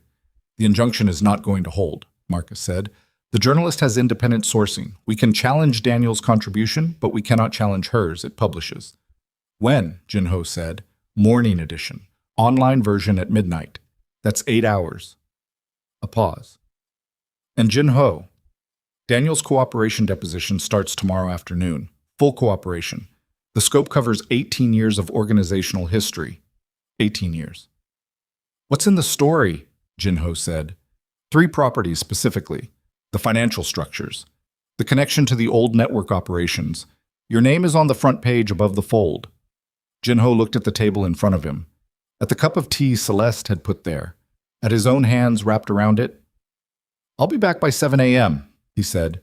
"Jin-ho, 7 a.m. Get everyone in a room." He ended the call. Celeste was looking at him. She had heard enough to understand the shape of what had just landed. "The story runs in the morning," she said. "Yes." "Your name above the fold." "Yes." "And you're still sitting here," she said. "For a little while longer," he said. "Like I said in the parking lot." She was quiet. Outside, the light was going. The coastal town moving through its early evening at the unhurried pace of a place with no investment in anyone else's urgency. "You're going to lose things from this," she said. How much? He considered the question honestly. Significant assets, the oversight structure for 2 years minimum, whatever the Federal Review produces, which I don't fully know yet. He paused. The version of the organization that exists tomorrow is considerably smaller than the one that exists today. She looked at the table. Are you afraid? She said. He looked at her. Of exactly one thing, he said. She looked up. Don't, she said. Not harshly. A warning from someone who knew what was coming and wasn't ready for it. I know, he said. I'm not going to. She exhaled. They sat in silence. Then she reached across the small table and picked up his phone. She turned it over once in her hands, looking at the dark screen, and then she set it back down facing up. Drink your terrible coffee, she said. It's tea, he said. It's terrible either way, she said. You have a long drive. He picked up the cup. He drank the terrible tea. And sitting in that small kitchen with the salt air coming through the window and the 2 plants on the sill that had somehow learned to thrive in different light, Jin Ho Yoon understood with complete clarity that this was the most important room he had been in all month. More important than the conference room with 17 men. More important than the server room in the basement with its frozen frame of a door swinging open. More important than the hotel room where Daniel had sat across from him with 30 years between them. This kitchen, this woman, this cup of terrible tea. He finished it. He stood. She walked him to the door of the apartment and stood in the doorway while he pulled on his jacket in the hallway. The boy needs a name, she said, quietly, setting something down rather than opening something up. He looked at her. She shook her head slightly. Not now, not tonight, not here in a hallway. And he understood. But she had said it. And that was different from not saying it. He drove back south into the dark, and behind him the coastal town settled into its evening, and ahead of him the city waited with everything it had prepared to take from him. And somewhere in a Washington law office, a man he had trusted for 30 years was sitting across a table from federal attorneys and beginning, in the calm and methodical voice that Jin Ho had spent 30 years mistaking for loyalty, to give them everything. The question that remained, the one driving the car as much as Jin Ho was not whether he could survive what was coming next. It was whether, after all of it was done, there would be anything left in him that the woman in that apartment would still recognize as worth coming back to. He answered Marcus at the first hole. The legal team is assembled, Marcus said. 7 a.m., as you said. The story goes live online at midnight. Jin Ho checked the dashboard clock. 8:47. 3 hours and 13 minutes. What's the framing? He said. Alleged throughout. Sources indicate. The standard legal armor. But the documentation is specific enough that the armor doesn't matter much. Photographs of the properties. Account structures. Timeline with Daniel's name in paragraph 4 as a former associate providing corroboration. They protected him, which meant Daniel had made a deal with the publication as well as the federal office. 2 simultaneous exits, both activated the moment the meeting room became untenable. The story and the cooperation agreement running in parallel, timed to land together. Even his retreat was surgical. The 17 men from this morning, Jin Ho said. Has Marcus reached them? All of them. Park Sung-jin is steady. 3 others are nervous but manageable. 2 are making inquiries in other directions. Which 2? Marcus named them. Jin Ho absorbed the names without surprise. The younger ones. The transactional ones. Let them make their inquiries, Jin Ho said. Don't chase them. If they stay because they chose to. You're certain, Marcus said. Yes, Jin Ho said. And the voluntary disclosure. The legal team wants to know how comprehensive. Jin Ho drove through a pool of overpass light and back into the dark. Comprehensive, he said. Not strategic, not calibrated to minimize. Everything that touches those 3 properties and anything structurally adjacent. Don't let the lawyers protect what doesn't need protecting at the expense of the process taking longer. A silence. That's a significant position, Marcus said carefully. It's the right one, Jin Ho said. Another silence. Longer this time. All right, Marcus said. The call ended. Jin Ho drove. The story went live online at midnight exactly. His phone showed the alert. He looked at it. He did not read the story. He put the phone on the passenger seat and drove the remaining 2 hours in silence. Not the silence of avoidance, but the silence of a man who has looked at the thing coming toward him and decided that reading about it in a car at midnight changes nothing about how he is going to handle it at 7 in the morning. He slept 4 hours in the residential suite and woke at 5:45 in the dark and made coffee in the machine on the credenza and stood at the window while the city moved below him in its pre-dawn suspended state. Then he got dressed. He put the ultrasound photograph in his shirt pocket. He went downstairs. The legal meeting lasted 4 hours. Brennan drove it, federal practice lead, precise, and effect neutral. And they ground through the voluntary disclosure framework piece by piece, asset surrender, compliance oversight, the forensic separation of what could be saved from what had to go. Reeves arrived at 8:15 with Daniel's status. The cooperation deposition had been accepted. It would begin that afternoon. The scope covered 18 years. The federal review of the real estate holdings was now formally open. How do we address the gap between what Daniel knows and what we're disclosing? Jinho said. We expand the disclosure, Brennan said without hesitation. A voluntary disclosure that appears strategically incomplete looks like obstruction. A comprehensive one looks like cooperation, even if the content is difficult. Do it, Jinho said. Brennan looked at him for a fraction of a second. The slight recalibration of someone whose client has just said yes to something most clients take 3 weeks and considerable argument to arrive at.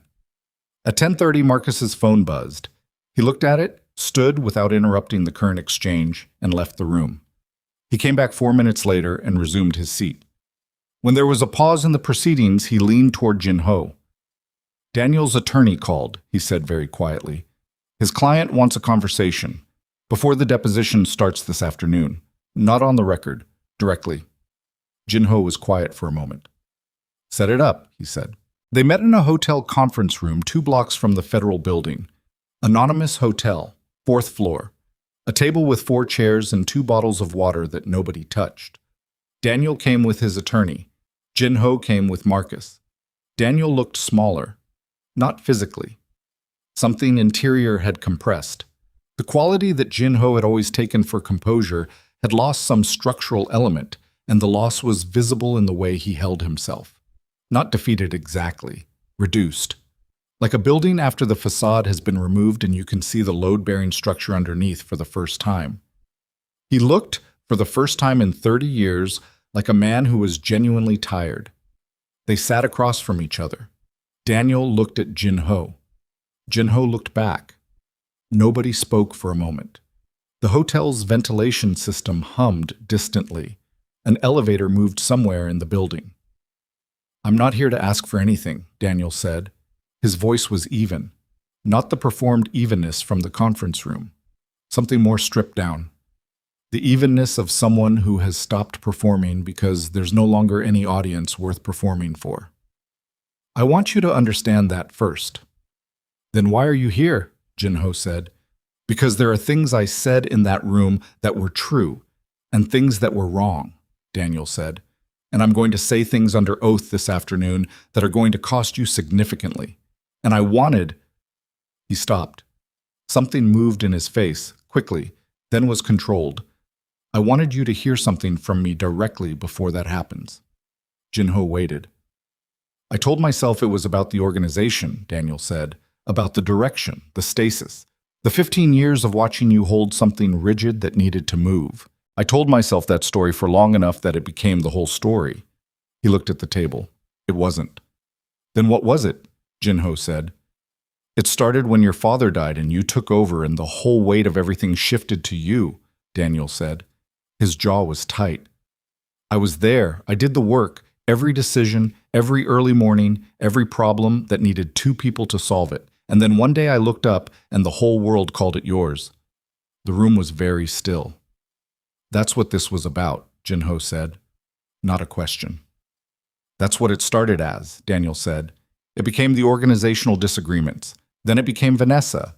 Then Providence. Then it became a thing I had to keep making larger to justify the size of what I'd already done. And Celeste, Jinho said. Daniel's jaw tightened. She was there because she was mine, Jinho said. And taking her apart was the fastest way to take me apart. That's the whole of it. Vanessa escalated beyond, I know what Vanessa did, Jinho said. I also know you gave her the tools to do it. You pointed her at my life, and you told yourself whatever you needed to tell yourself. Daniel looked at the table. She was in a clinic the morning before, Jinho said, scared of losing the pregnancy for the third time. Doctor told her the heartbeat was strong. She left and she drove across the city to tell me. His voice did not waver. He had made sure of that before he walked into this room. Did you know? 4 seconds. No, Daniel said. Does it matter? The question sat there. Daniel looked up, and for the first time in 30 years, Daniel Cho looked like a man who genuinely did not know the answer to a question being put to him. It matters to me, Daniel said. Very quiet. Then carry it, Jinho said. He stood. I'm going to tell them everything this afternoon, Daniel said. Not strategically, everything. I assumed, Jinho said.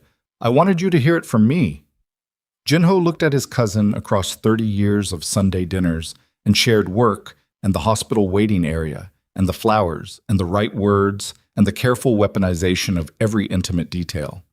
He looked at him with neither anger nor mercy, with the expression of a man who has finished grief and has not yet arrived at whatever comes after grief and is standing in the space between those two places, which is honest if nothing else. I know, Jinho said. He walked out without looking back.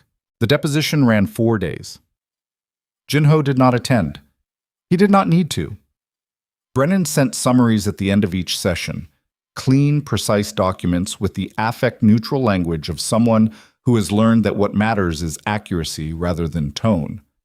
Daniel delivered everything he had promised.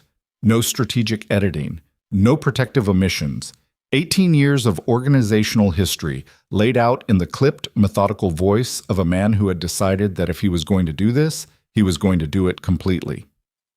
The Federal Review opened formally on the second day. The Providence family went quiet on the third. Without Daniel's intelligence stream and without the organized disruption of Jinho's network that they had been counting on, they were holding assets they didn't know how to place and a strategy that had depended on a condition that no longer existed. They pulled back. They reassessed. They were businessmen first, and businessmen understood when the terms of a deal had fundamentally changed. Brennan got the voluntary disclosure framework filed by the end of the first week. Comprehensive, as Jinho had specified. The federal practice described it afterward as the most complete self-disclosure they had facilitated in 14 years of practice, and they said it with the slightly disoriented respect of people who expected to spend 6 months fighting for every page, and instead watched a man hand over the entire filing cabinet. The asset surrender came to 5 properties, 2 oversight mechanisms, a compliance framework administered by an external monitor for 2 years, meaning every significant financial decision in the remaining legitimate operations required review by a person Jinho had not chosen and could not remove. He agreed to all of it without argument. Park Sung-jin called him the morning after the final disclosure was filed. They met for coffee at a place that had no connection to the organization. A regular place, a counter and a machine and paper cups, the kind of place nobody important was ever expected to be found. Your father would have fought it, Park said. I know, Jinho said. I'm not my father. Park looked at him over his cup for a long moment. No, he said finally. You're not. He said it like it wasn't a criticism. Jinho called Celeste every Tuesday. The calls were short at first. Practical content, the pregnancy, the appointment schedule. Financial support offered and accepted with the clarity of a woman who understood that her ability to make free choices was protected by not being financially pressured. She was, he had always known, considerably smarter than the version of her that most people constructed when they heard the name Celeste Yoon. By the second month, the calls ran 40 minutes. By the third month, she occasionally called him on days that weren't Tuesday, prefacing it with, I'm not calling because I've decided anything. I'm calling because something happened. And he would say, tell me. She told him about the landlord Martha, who left soup outside her door on cold days without mentioning it, About the librarian who had helped her find remote work reviewing medical translation documents. She had studied languages in college, a fact he had known and somehow never absorbed as a skill she was actually using. About the morning the nausea finally stopped, and she'd eaten a full breakfast and sat at the kitchen table in the salt air and felt, she said, like herself for the first time in a very long time. He said, "That's good." She said, "I know." Which was how she acknowledged his inadequacy when she was in a mood to be gentle about it. He was grateful for the gentleness. He did not say so because it would have felt like asking for credit. He drove north again in January. She had asked him to come, not to stay. The doctor wanted both parents at the next appointment, she said, if he wanted to come. She said if he wanted to in a tone that made clear the choice was real and not rhetorical. He said yes before she finished the sentence. He arrived 2 hours early and sat in his car on the street, outside because it was the only form of patience available to him. When Celeste came down at 1:30, she stopped when she saw him on the sidewalk and looked at him with the full awareness of a woman who understood that he had driven 3 hours and 40 minutes to stand on her street 2 hours before necessary. "You're early," she said. "Parking was easy," he said. She looked at him. "Come up," she said.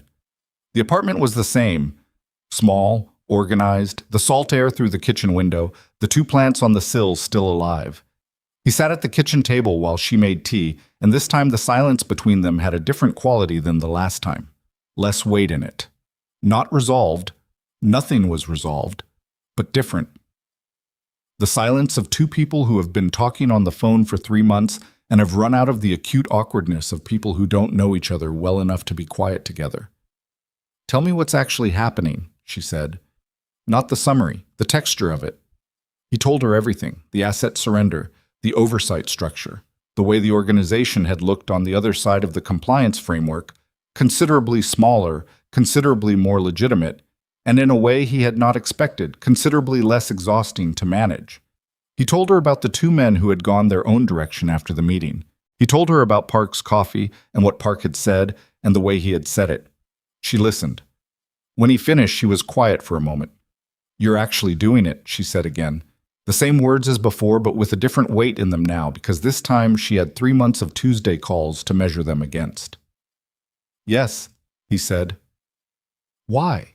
she said. The same honest question. "Because the version I would have kept is the version of me that was sitting in that office when you walked in," he said. "And I don't want to be that person anymore. Not because of what it cost us. Because I looked at what I'd built, and I wasn't proud of it. I had told myself I was, for 20 years. And sitting in that room in October, listening to Daniel explain what he did, I understood that I had built something that invited exactly that kind of contempt." She held her cup. "He was wrong about some of it," she said. "Not all of it," Jinho said. She nodded slowly. "Tell me what you were wrong about," she said. Not an accusation. A question with a specific answer she was waiting to hear him arrive at on his own. He looked at her. "I built something I was proud of, and I brought you into it, and I never asked whether it was somewhere you wanted to live," he said. "I assumed your presence was agreement. I assumed that because you stayed and because you were strong and because you never asked me to be different, that everything was fine. I didn't ask. I didn't look." He set his cup down. "You were telling me for months, Ikaya, in messages I never received and in messages you deleted yourself because you were scared, that something was wrong. And I was looking at everything except you." The kitchen was very quiet. "That's the one," she said. "Yes," he said. She looked out the window. "I deleted that message myself," she said. "The late night one, after the second loss. That's on me, not Vanessa." "I know," he said. "I should have trusted you with the fear," she said. "I kept managing it, keeping it the correct size, not giving you more than I thought you could handle. That's also what broke between us." He looked at her. "I would have wanted to know," he said. "I know that now," she said. They sat with that together. Not comfortably, but together, which was different from how it had been for the last year of their marriage, when everything difficult had been managed in separate silences and carried in separate rooms. He reached into his jacket pocket. He put both photographs on the table between them, the worn one from October and the newer one she had handed him in the parking lot, both of them side by side on the kitchen table. She looked at them.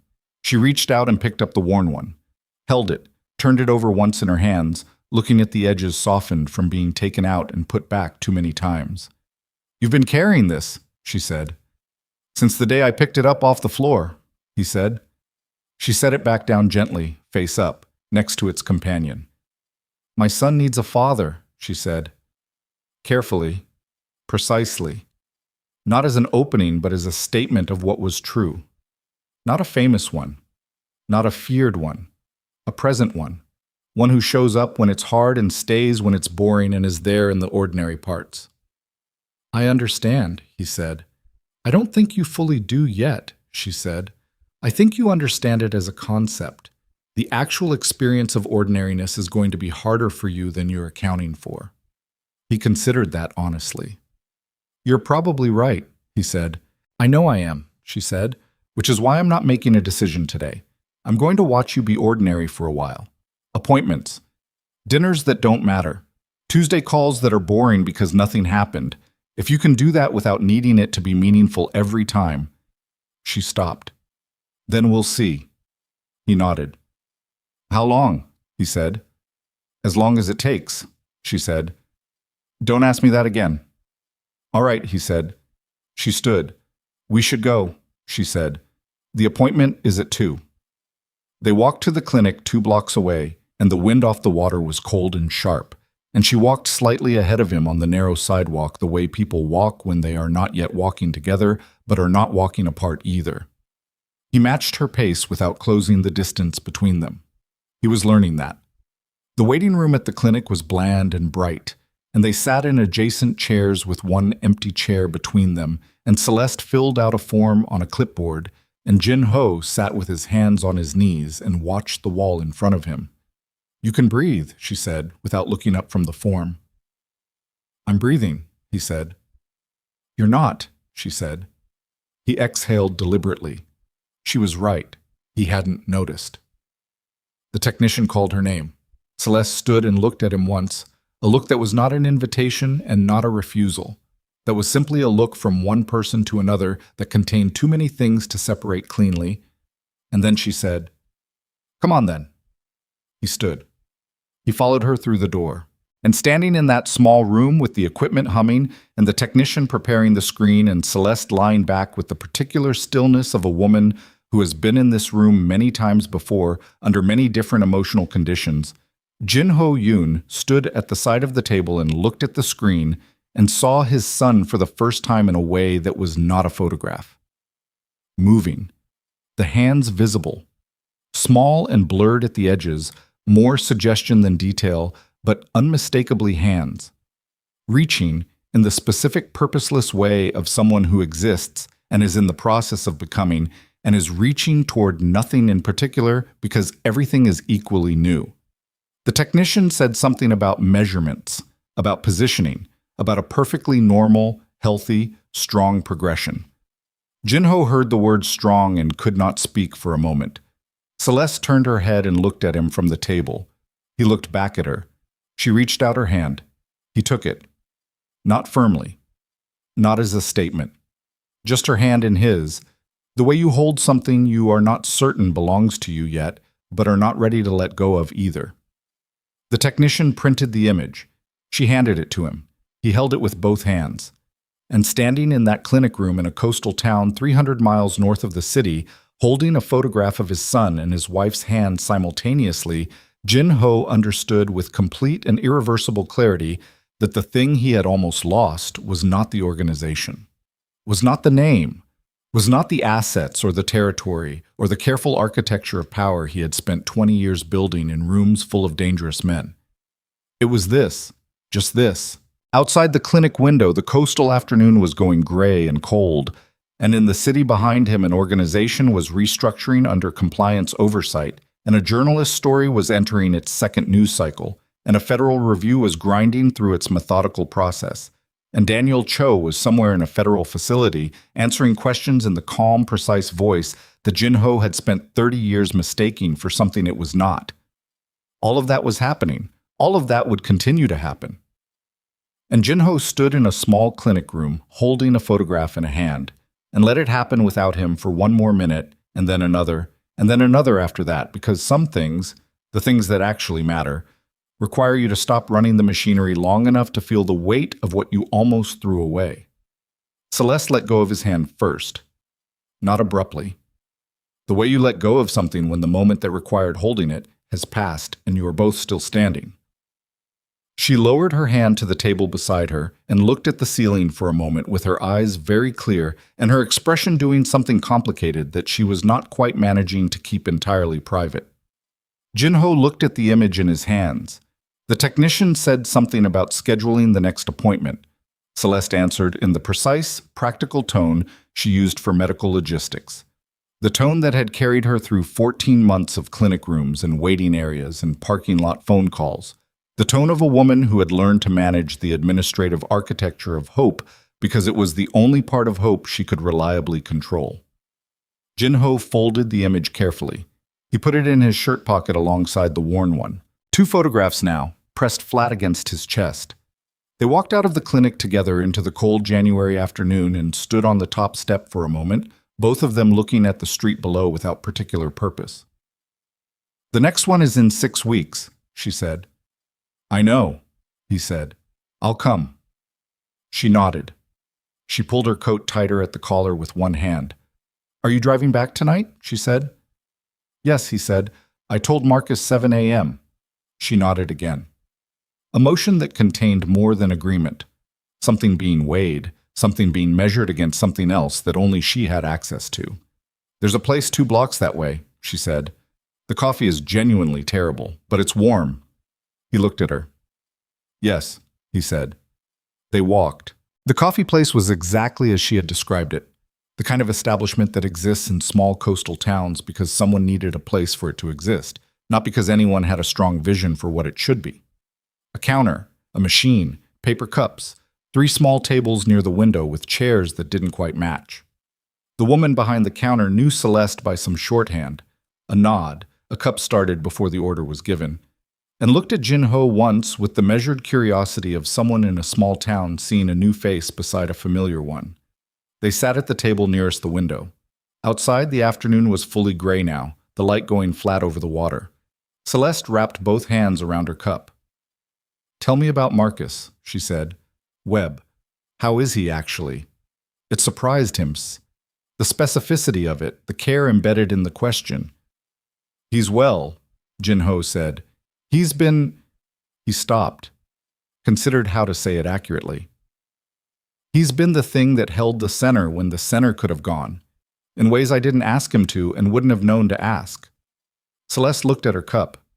"He called me," she said. Jinho looked at her. "Once?" she said. "About 6 weeks in. Not to pressure me. Not to deliver a message or ask for anything. He called to tell me that the footage existed and that I would see it when I was ready. That was all he said. Then he asked if I was eating enough, and I told him it was none of his business, and he said, 'You're right, I apologize,' and then he said goodbye." "I didn't know he called," Jinho said. "I know you didn't," she said. "He did it on his own." She looked out the window. "I hung up on him the first time he tried. He called back the next day at the same time." Jinho looked at his coffee. "Terrible, as advertised. He drank it anyway." "The name," he said, carefully, not pushing, placing it gently on the table between them the way you place something fragile on a surface you're not sure will hold. She looked at him. "Marcus," she said, "if you agree." He did not answer immediately. He sat with it. Not because he was uncertain. He had known the moment she said it that it was right, but because some things deserve more than an immediate answer, because some things require you to actually feel the weight of them before you respond. "Yes," he said. She looked back out the window. "I need to tell you something," Celeste said, still looking at the window. "And I need you to let me finish before you say anything." "All right," he said. She turned and looked at him directly. "I thought about not coming back," she said. "Not as a threat, not as a strategy. I genuinely thought about building something here and staying in it and raising him in a place where nobody knew the Yoon name and nobody would ever connect him to any of it. I thought about that seriously, for about 3 weeks, and I had the shape of it in my head, what it would look like, what I would tell him when he was old enough to ask questions. I had the whole thing. Jinho held very still. I'm telling you that, she said, because I don't want you to think this decision, whatever it ends up being, is something that came easily. I don't want you to carry the idea that I was waiting for the right explanation and you came along and gave it to me and everything was fine. Her voice was steady, not cold, precise. The voice of a woman who has had 3 months to find exactly the right words for something important and has finally found them. It wasn't like that. I know, he said. Let me finish, she said. He closed his mouth. What changed, she said, was not the footage. The footage mattered. It changed the facts, and the facts matter. But facts don't change the thing underneath the facts. What I saw when I walked into that office was a version of you that I was afraid had always been there, that I had been choosing not to see. And no footage changes whether that version is real. Celeste? I said, let me finish, she said. Not sharply. With the particular firmness of a woman who has had to develop that firmness the hard way and is not going to apologize for it. He stopped. What changed, she said again more quietly, was the Tuesday calls. Not the first ones. Those were practical. And practical was fine, but practical wasn't the thing. It was the fourth one. The one where nothing had happened and you called anyway, and when I said nothing happened, you said, I know, I just wanted to hear your voice. And then you sat there on the phone for 8 minutes while I folded laundry, and we didn't talk about anything. She looked at him. That was the one. He looked at her. 8 minutes of you being quiet with me while I folded laundry, she said. That was apparently what it took. He did not know what to do with his face for a moment. You could have told me that, he said. No, she said, because if I had told you, you would have done it on purpose, and then it would have been a strategy. And I've had enough of living inside someone else's strategy. He looked at the table. He looked back at her. I'm not asking you to come home today, she said. I'm not making any large decision in a coffee place in January while I'm 32 weeks pregnant and you have a federal compliance monitor reviewing your financial decisions, and we haven't had a real argument yet about any of the things we're actually going to have to argue about. What things? He said. Whether the boy grows up knowing what his father does for a living, she said. What version of it he knows and when and how. What my name is on the mailbox. Whether the apartment in Manhattan or somewhere else entirely. Whether the Tuesday calls stay Tuesday calls or become something that requires more negotiating than that. She ticked through them without drama. Items on a list. Those things. Those are reasonable things, he said. I know they're reasonable, she said. I'm not asking for a response to any of them today. I'm telling you they exist so that you know what you're agreeing to continue when you drive back tonight. He looked at her for a moment. I know what I'm agreeing to, he said. Do you? She said. Yes, he said. I'm agreeing to the laundry calls and the arguments and the things that need negotiating. I'm agreeing to show up at the 6-week appointment and the one after that. I'm agreeing to be the ordinary version of myself for as long as it takes for that to mean something to you. He paused. I'm agreeing to earn it. She looked at him. For a long moment she looked at him with the measuring expression, the one that had always, in 5 years of marriage, seen more of him than he was trying to show. Seeing all of him now, in a coffee place in January, in a coastal town that smelled like salt water, and the particular quiet of a life rebuilt from practical decisions and small dignities. Okay, she said. Just that. One word. Not warmly, not with ceremony. The way you say okay when you mean it as something real, rather than as a performance of agreement. Okay, he said back. She finished her terrible coffee. He finished his. They sat for another 20 minutes and talked about nothing in particular. The plants on the sill, Martha's soup, a library book she was reading that she described as either terrible or brilliant and wasn't sure which, a problem with the second-hand car's heating system that she had been managing with a blanket on the passenger seat. He listened to all of it. He did not offer to fix the car or replace it. He listened. When she stood to leave, he stood too. Outside on the sidewalk, she pulled her coat tight again against the wind. Drive carefully, she said. I will, he said. She looked at him once more. The last look of the evening, the one that carried everything still unresolved alongside everything that had quietly shifted. And then she turned and walked back toward Martha's building, and he stood on the sidewalk and watched until she was through the door. Then he got in the car and drove south into the dark, and the two photographs pressed flat against his chest. And ahead of him the city waited with all its restructured, diminished, more honest version of itself. And behind him, a woman in a coastal apartment was sitting with her tea, going cold on the kitchen table, and her hand resting on her stomach, and the boy inside her was moving the way he moved now, purposelessly, reaching toward nothing and everything at once. And she was letting herself feel, for just a few minutes in the quiet of a room nobody else could see, the particular and dangerous thing that happens when you decide, against your better judgment and with full knowledge of every reason not to, that someone might actually be worth the risk of trying again. The boy was born on a Thursday morning in April. Jin-ho was in the waiting area, not in the room. That was her decision, made clearly and without apology, and he had respected it without argument because he understood that some things were not his to negotiate, and this was one of them. The waiting area was the same kind of waiting area as every other hospital waiting area. Bland, bright, plastic chairs, a television mounted high on the wall showing something nobody was watching. He sat in one of the plastic chairs with his hands on his knees, and he waited. Marcus called twice.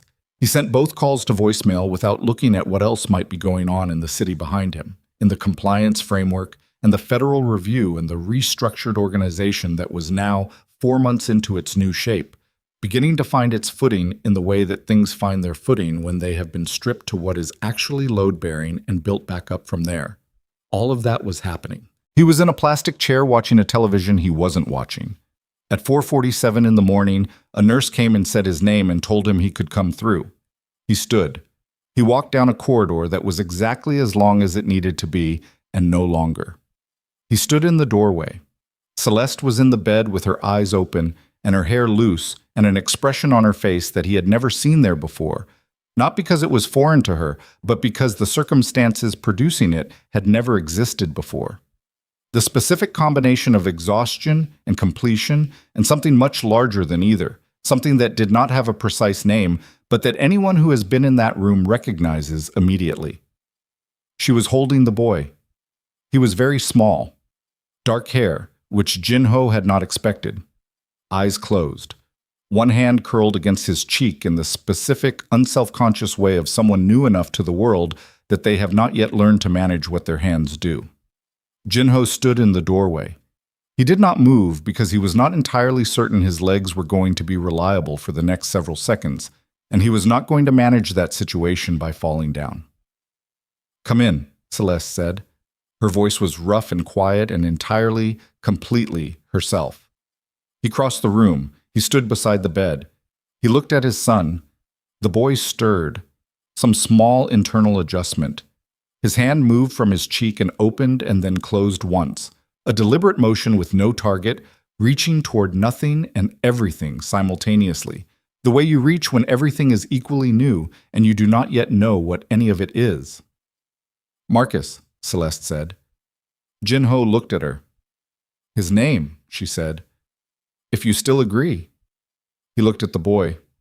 Marcus. After a man who had stayed in the room when everyone else was finding reasons to leave.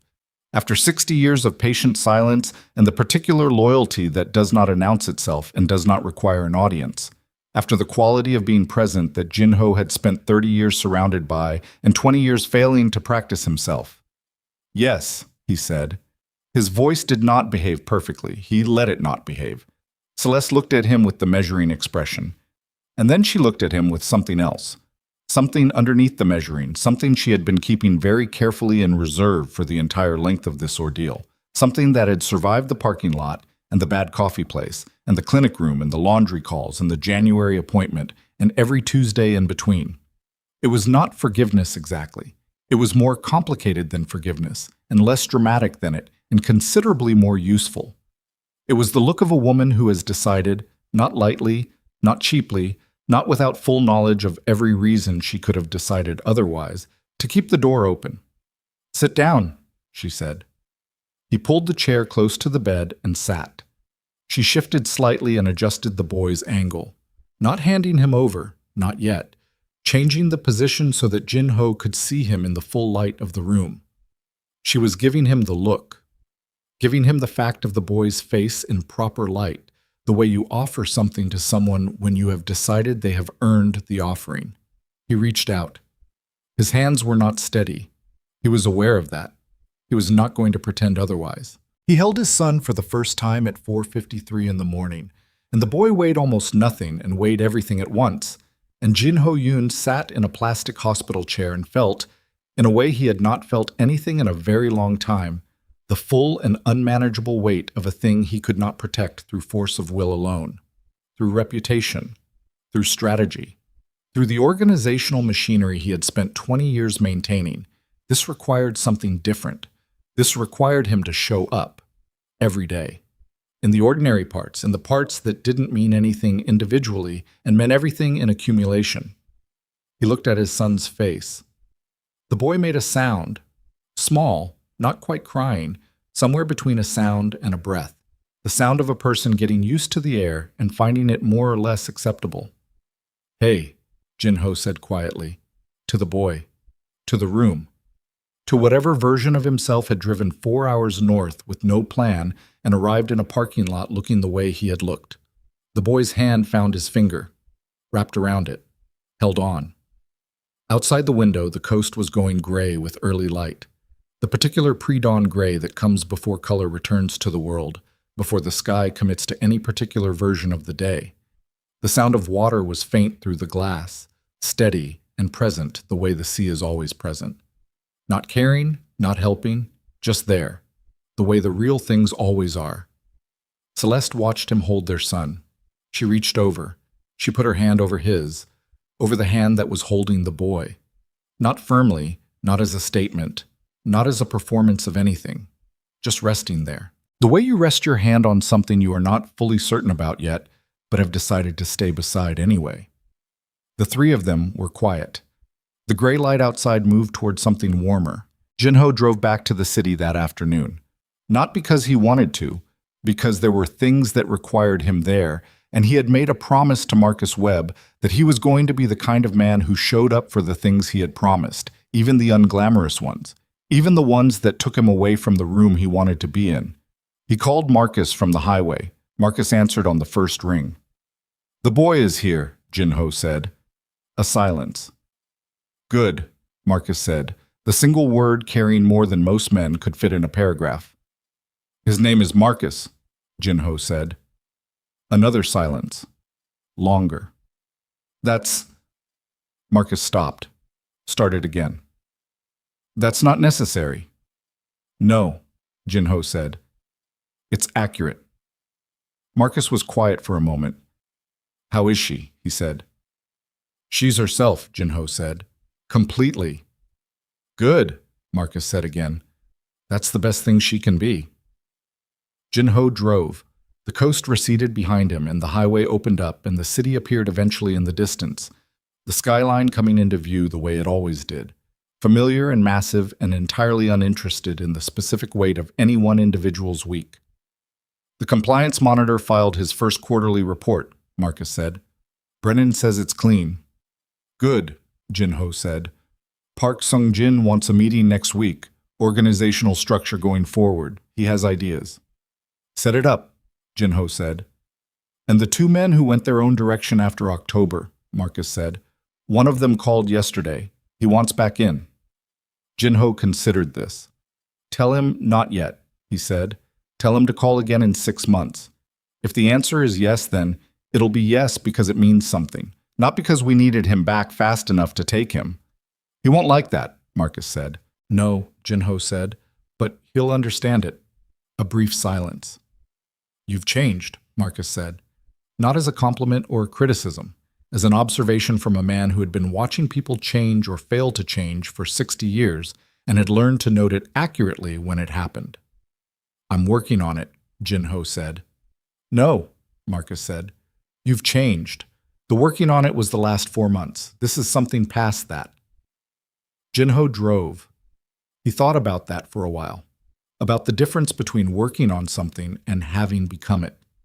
about whether those two things were ever cleanly separate or whether the becoming was just the working on it accumulated past a point you couldn't identify in advance and could only recognize afterward. He thought about a plastic hospital chair and a boy's hand around his finger. "Marcus?" he said. "Yes."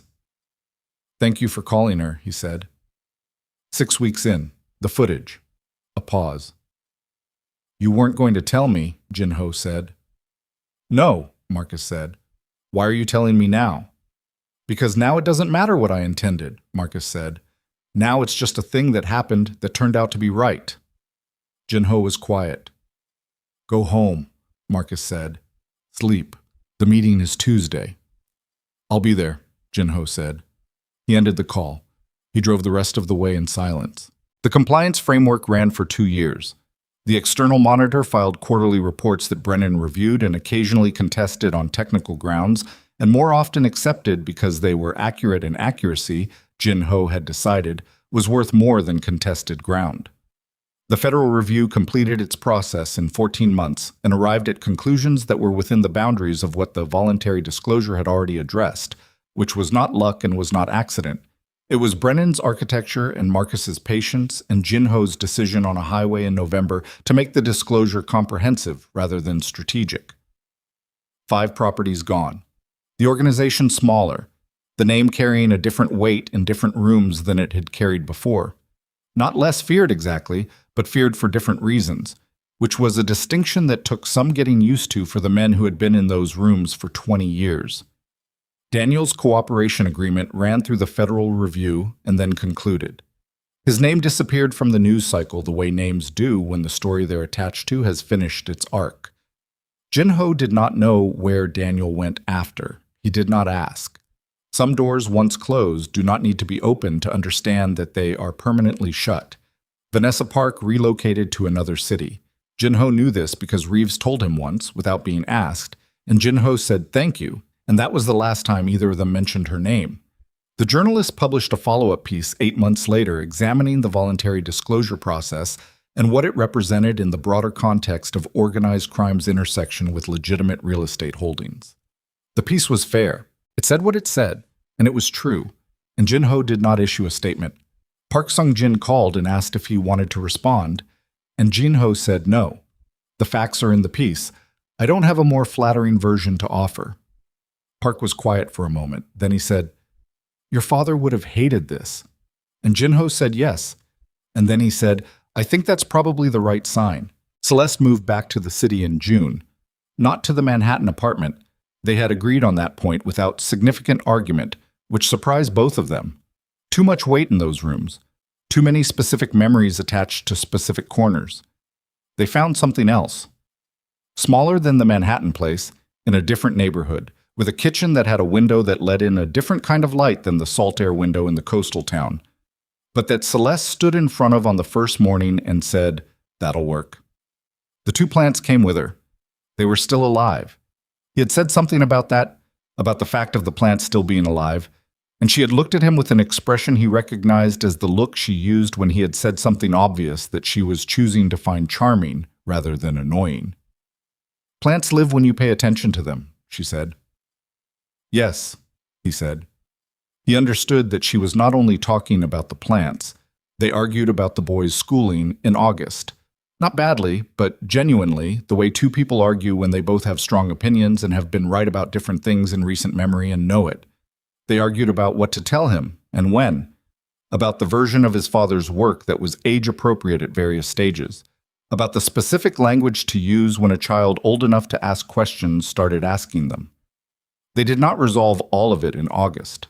They were still working on parts of it when the boy was 1, and when he was 2 and starting to point at things and say their names with the specific delight of someone discovering that the world has names, and when he was 3 and asking about the photograph on the bookshelf, the worn one, in a small frame now, the ultrasound image that Jin-ho had carried in his shirt pocket for 6 months.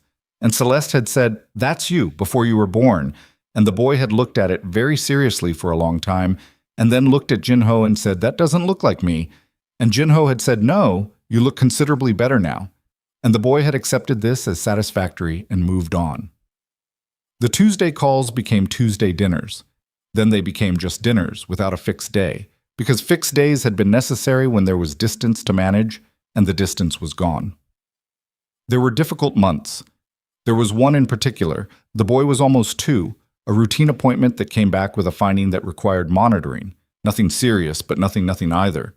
And Celeste had called him from the clinic parking lot the way she had once received bad news in parking lots alone. And he had been on the highway in 35 minutes, and in the clinic with her in just over an hour, and they had sat in the plastic chairs together and waited together, and the finding resolved to nothing, as most findings that require monitoring ultimately do. But they had sat in those chairs together, and that was different from how it had been, and both of them understood the difference without naming it. He showed up.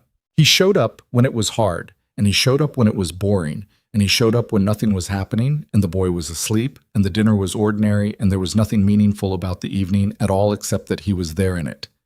He was learning to let that be enough. Some evenings it still required effort. He was not going to pretend otherwise. 20 years of running organizational machinery at full capacity does not simply switch off, and there were nights when the quiet of an ordinary evening felt like something his nervous system did not know how to process, when some part of him reached for the problem to solve, the strategy to run, the leverage to find. On those nights, he would sometimes go to the kitchen and make tea that nobody asked for and stand at the window for a few minutes, and then bring the tea back and sit down again. Celeste noticed. She didn't comment on it for several months. Then one evening she said, "You do that thing with the tea when you need to decompress." He said, "I know." She said, "It's fine, just so you know I see it." He said, "Thank you for seeing it." She looked at him over the rim of her own cup. The measuring expression had not gone away. He did not think it ever would entirely, and he had come to understand that this was not a failure of trust but a form of attention, the attention of a woman who had learned the hard way to look carefully at the ground before she stepped on it. He had been part of what taught her that. He was not going to ask her to unlearn it. He was going to keep being worth looking at carefully. That was the work. Not dramatic, not requiring an audience, just the daily, accumulating work of being present in the specific way that presence is useful. On a Tuesday evening in November, 2 years after the morning that had rearranged both their lives, Jin-ho was sitting at the kitchen table helping the boy with something that was not yet drawing but was the enthusiastic precursor to it, involving a lot of blue crayon and no particular plan, when Celeste came and stood in the kitchen doorway and looked at them. He felt her looking. He looked up. She was leaning against the doorframe with her arms loosely crossed, and her expression was one he had not seen before. Not the measuring one, not the complicated one from the clinic room, not the careful one from the bad coffee place in January. Something simpler than all of those. Something that only exists on the face of a person who is looking at something they did not fully believe they would have, and have it anyway, and are letting themselves feel the weight of that without immediately managing it into something smaller. "What?" he said. "Nothing," she said. "Just looking." The boy held up the paper. "Look," he said to his father, with the specific urgency of a 3-year-old who has produced something he considers significant. Jin-ho looked at it. Blue. Everywhere. Some additional blue. A circle in the upper left corner that may have been intentional. "That's excellent," Jin-ho said. The boy seemed to find this adequate. He went back to the blue crayon. Celeste pushed off from the doorframe and came to the table and sat down in the third chair, not across from Jin-ho, beside him, and picked up the green crayon from the small pile in the center of the table and handed it to the boy without comment, and the boy received it with the seriousness of someone who has been given exactly the tool he needed at exactly the right moment, and began adding green to the blue. The 3 of them sat around the kitchen table. The boy drew. The evening light came through the kitchen window at the angle it came through at this time of year. The low, warm light of late autumn. The kind that makes ordinary rooms look briefly like something more than what they are. It moved across the table, across the boy's bent head, the dark hair that still surprised Jin-ho sometimes, across Celeste's hands, the same hands that had held an envelope in an elevator and had been steady when everything else wasn't, across the worn ultrasound photograph in the small frame on the bookshelf in the next room, the kidney bean with its arrow pointing to a heartbeat that a technician had called strong. Strong. The word had traveled a long way.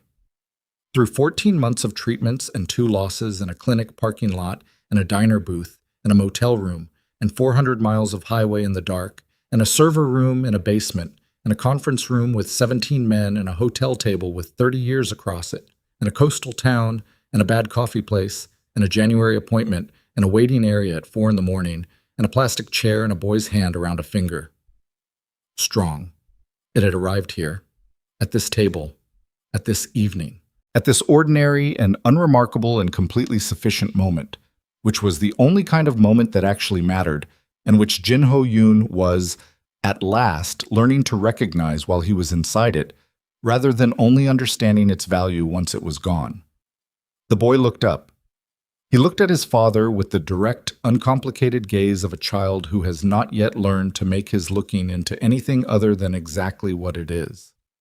More, he said, meaning more crayon, more time, more evening, more of this specific configuration of people at this specific table, with the light going the way it was going and nobody going anywhere. Jin-Ho picked up the red crayon. He looked at his son's face. He looked at Celeste beside him, at the particular quality of stillness that had settled into her posture. The stillness not of someone holding herself back, but of someone who has finally, after a very long time, put something down and found that her hands are lighter without it. She was not looking at him. She was watching the boy draw, her chin resting on one hand, her expression open in the specific way it was only open when she thought no one was looking. He was looking. He had been looking. He understood now for 2 years.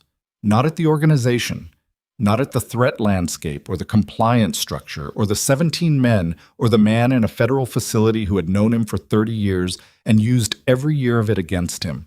Not at any of those things. At her. At the way she held her coffee cup with both hands when the morning was cold. At the way she talked to the plants on the sill, the way some people talk to themselves, under her breath, not aware she was doing it. At the way she laughed at things the boy did, sudden and genuine and completely unguarded, in a way she almost never laughed at anything else, the laugh of a woman who had been through enough to understand that this specific sound, in this specific room, from this specific small person, was not something to be taken for granted or saved for later. He had spent 20 years learning to see everything. He was spending these years learning to see what mattered. More, Jin-Ho agreed. He handed the red crayon to the boy. The boy took it without looking up from his paper, already absorbed in whatever private vision was driving the composition, and Jin-Ho watched him work and felt something settle in his chest in a way that had no name and didn't need one. Celeste turned her head. She looked at Jin-Ho for a moment, the measuring expression starting and then quietly, not quite completing itself, softening at the edges the way ice softens before it goes. Not gone. Changed. The difference between a woman who is watching for the thing that will hurt her and a woman who is watching simply because she wants to see what's there. He met her eyes. He did not say anything. He had learned over 2 years of Tuesday calls and January appointments and ordinary evenings with terrible tea that there were moments when speaking was not the point, and this was one of them. She held his gaze for another second. Then she looked back at the boy. "Use the orange, too," she told him. The boy picked up the orange crayon with the decisive authority of someone who has just been given permission to do exactly what he already intended. The light continued its slow crossing of the table. Outside the kitchen window, the city went on being the city, indifferent and relentless, and 10,000 lives grinding forward in their 10,000 directions, unaware of and uninterested in the fact that anything significant was happening inside any individual kitchen window on any individual Tuesday evening in November. Inside the kitchen, the light moved slowly across the table, the way light moves when no one is rushing it, and the boy drew, and the evening held, and the 2 plants on the windowsill stood in their good light and did what living things do when someone finally pays attention to what they need. They grew, steadily, without drama, in the particular direction of whatever warmth was available to them. And Jin-Ho Yoon sat at a kitchen table in a city that had taken 5 properties, and 2 years of oversight, and 30 years of trust, and nearly taken everything else. And he was still there. Not because he had outmaneuvered what came for him, or because he had been stronger than it, but because at some point in the long and unglamorous process of losing the version of himself he had built, He had found something underneath it that turned out to be more durable than any of it. Not the name, not the organization, not the careful architecture of fear he had spent 20 years constructing in rooms full of dangerous men. Just this kitchen, just this light, just this woman beside him who had every reason to have built her life somewhere he couldn't reach and had chosen, with full knowledge of the cost of choosing, to be here instead. Just this boy who did not yet know that the world was complicated and who was currently solving the very serious problem of whether the circle in the upper left corner needed more orange and had determined that it did. Jin-ho watched his son add orange to the circle. He thought about the morning everything fell apart, the elevator, the envelope, the floor. He thought about 38 floors of quiet and a woman squaring her shoulders outside a door she believed was going to open on the best moment of the year. He thought about what had been on the other side of that door and what it had cost her to walk away from it with her hands steady and her head up and her dignity fully intact. He thought about what it had cost him to almost lose her to a morning he had not built, but had not prevented either. And he thought about the specific version of himself that had failed to prevent it, the one that looked outward at everything and inward at nothing. The one that had read 5 years of Celeste's silence as peace, rather than as the accumulated sound of a woman managing things alone that were never meant to be managed alone. That version was gone. He had not shed it heroically. He had not arrived at some dramatic turning point where a decision changed everything in a single clean moment.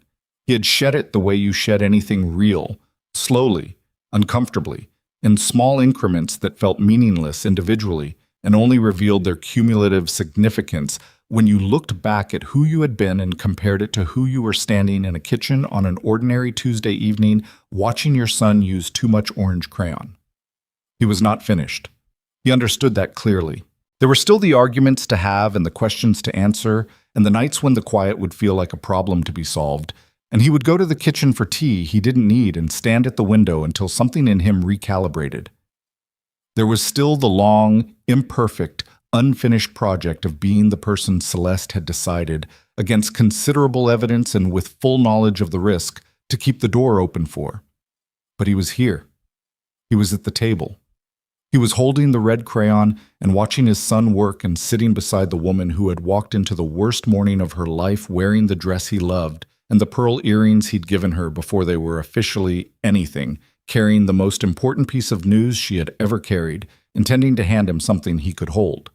She had handed him something he could hold, not the way she had planned, not in the moment she had intended, but here, at this table, in this light, in this version of a life that neither of them had designed and both of them had chosen anyway, because the alternative, the version where she stayed in the coastal town and he stayed in the building, and the boy grew up knowing his parents as two separate people managing two separate sets of reasons, was not the thing either of them could live with once they had looked at it directly. The boy set down the orange crayon. He held up the paper. He looked at both of them simultaneously, the way small children look at two parents at once, with the uncomplicated expectation that both people in the room belong there and are paying attention and will tell him what he needs to know about whatever he is showing them. "Look," he said again. Jin-ho looked. Celeste looked. The paper was covered in color now, blue and green and orange and the red that Jin-ho had contributed, all of it layered and overlapping and completely without structure and somehow, in the specific logic of a 3-year-old who has not yet learned what things are supposed to look like, entirely complete. "It's beautiful," Celeste said. She said it the way she said things she meant, without performance, without the gentle inflation that adults use when they are managing a child's feelings rather than responding to what's actually in front of them. She said it because she was looking at it and it was what she saw. The boy seemed to understand the difference. He lowered the paper and looked at it himself for a moment, with the serious, evaluating expression of someone taking stock of their own work, and then he nodded once, the specific nod of a person who has decided that something is finished and is ready to move on to whatever comes next. He put the paper on the table between them. He picked up the blue crayon. He started a new one. Jin-ho watched him. He felt Celeste's shoulder against his, not leaning, not making a statement, Just the ordinary proximity of two people sitting beside each other at a table that was the right size for this and no larger. He did not move away. Neither did she.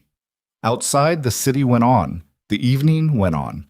The light continued its slow work across the table and across the two plants on the sill that had learned to grow in different light than the light they started in, which is what living things do when you give them enough time and enough attention and enough of the specific warmth they need to keep going. They grow. Not toward where they came from, toward where the light is.